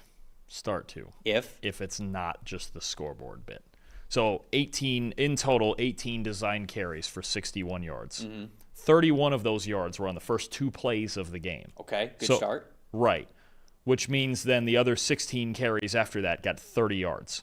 And very quietly, this team is 16th in run blocking grade. Each of the last 4 seasons, they were top 5. Sure. They're actually just not blocking as well as we're used to seeing them. And you do start to wonder now, not only is it a relatively plain scheme, as has been talked about a lot by a lot of different people, but last year there was so much, especially of this run game, of, hey, we have Hurts, we have Saquon, we're going to run inside zone, everybody knows it, we're going to run you over. They're not just running people over this year. And it's still not creative. They haven't added anything to try to help that, and the option game isn't working as well as it used to for them. You do start to wonder now. Like, was it the Denver? Yeah, the Denver game that just didn't run the ball at all, but they were still blocking reasonably well in that game, the 12 times or whatever it was that they did. You start to wonder if this is not across the board the best offensive line in football at the moment. So it is an issue because the passing game is also pretty plain, and they haven't figured out how to get the ball to their best players consistently. And the Giants, that's the scariest part to me, is the Giants in this game physically. We know their D-line's great, but physically in the trenches, this was the first time in a long time that I've seen the Giants not afraid of the Eagles. And I've seen any team not afraid of the Eagles in the trenches. That's an issue. Because if that's gone, and the Eagles don't walk into every game every week like we're used to seeing as the more physical team, there's going to be a problem here, because that's really what won them a Super Bowl last year, is they were clearly every single week the better team in the trenches. Right now they're not. Right. Yeah, they're replacing Mekhi Becton with Tyler Steen, and they're replacing Landon Dickerson with Brett Toth, who was starting for Landon Dickerson. So when Dickerson's out there, it's obviously a little bit better. You obviously have Cam Jurgens for Jason Kelsey, but that's been a thing for a little bit now. And so just little by little, yeah, I think there's maybe a little bit of replacement and subtraction, and I think it's a good point by you that maybe they're just not as feared up front. Still very talented at the offensive tackle fronts, but in the middle of that offensive line, it's just not as much of an ass-kicking, we're going to totally dominate you, we're the Monstars type of a unit as maybe it has been in the past. I was disappointed in Tyler Newbin in this game, 47.7 coverage grade, 45.5 coverage grade. Last week, 59.0 coverage grade this season. They're playing him in a lot of different spots. They're playing him in the slot. They're playing him on the outside. They're playing him as a robber. And so it's tough when you have those kind of assignments. But I have a lot of faith in him as a football player. He's one of my favorite players in the draft class coming out a couple of years ago. So I know that he could play better. Just disappointed in some of the grades I've seen so far this season. But I do think that he will bounce back. There we go, everybody. Appreciate you guys watching this full show as we have recapped, talked about, and given you the grades for all of the games that we saw on Thursday Night Football and on Sunday. We've got Two Monday Nighters tonight. We got a Monday night doubleheader. It's the Bills versus the Falcons, and then the Commanders versus the Bears. Real quick, recapping kind of what we said on the Wednesday show last week in the preview. I think the Bills are going to win. I think it's going to be an excellent game because I think Michael Penix is going to be able to attack the sides and the sideline of this Buffalo secondary pretty well. So I think it's going to be a high-scoring affair. Ultimately, I do think that Buffalo still wins the game. And then for the Commanders, I don't trust the Bears over the middle of the field right now. If Kevin Byard has an excellent game as that middle of the field defender and he's having a good year, that could definitely help. But Jaden is so good at attacking over the middle of the field, and I just think that's a shaky area of the Bears coverage. So I'm going to go Commanders, and I'm going to go Bills here. What do you got real quick? I like the Commanders, too. I think they're the team in that game that's more balanced. The Bears with DeAndre Swift has still struggled to run the ball. If the Bears are going to win, they just need Caleb to be outstanding, especially throwing to the outside to Odunze and more. I'm going with Atlanta. I think Bijan Robinson's a huge factor in this game. I don't think the Bills really have an answer for him. Matt Milano's out at linebacker. They've been really struggling at linebacker. I think as a runner and receiver, the Falcons, when they've been good this year, they've controlled the pace of the game with Bijan and let Penix work off of that. I think that can work tonight. I'm worried about this Bills defense. I think it's going to be an excellent game. I think it's going to be a high-scoring, really fun Monday Night Football game. However you guys are watching, enjoy it. Appreciate you guys watching this program, getting involved in the chat. Always great to see you guys going back and forth and us getting to go back and forth with you on these shows. If you don't have a PFF Plus subscription, you want to see all of the numbers that we talked about here on this show, subscribe.pff.com, and then PFF NFL Show 25. That's how you get 25% off an annual PFF sub. For Dalton Wasserman, I'm Trevor Sikkema saying thank you guys so much for watching and listening to another episode of the PFF NFL Show. We will see you for the preview show, same time on Wednesday. See you guys then.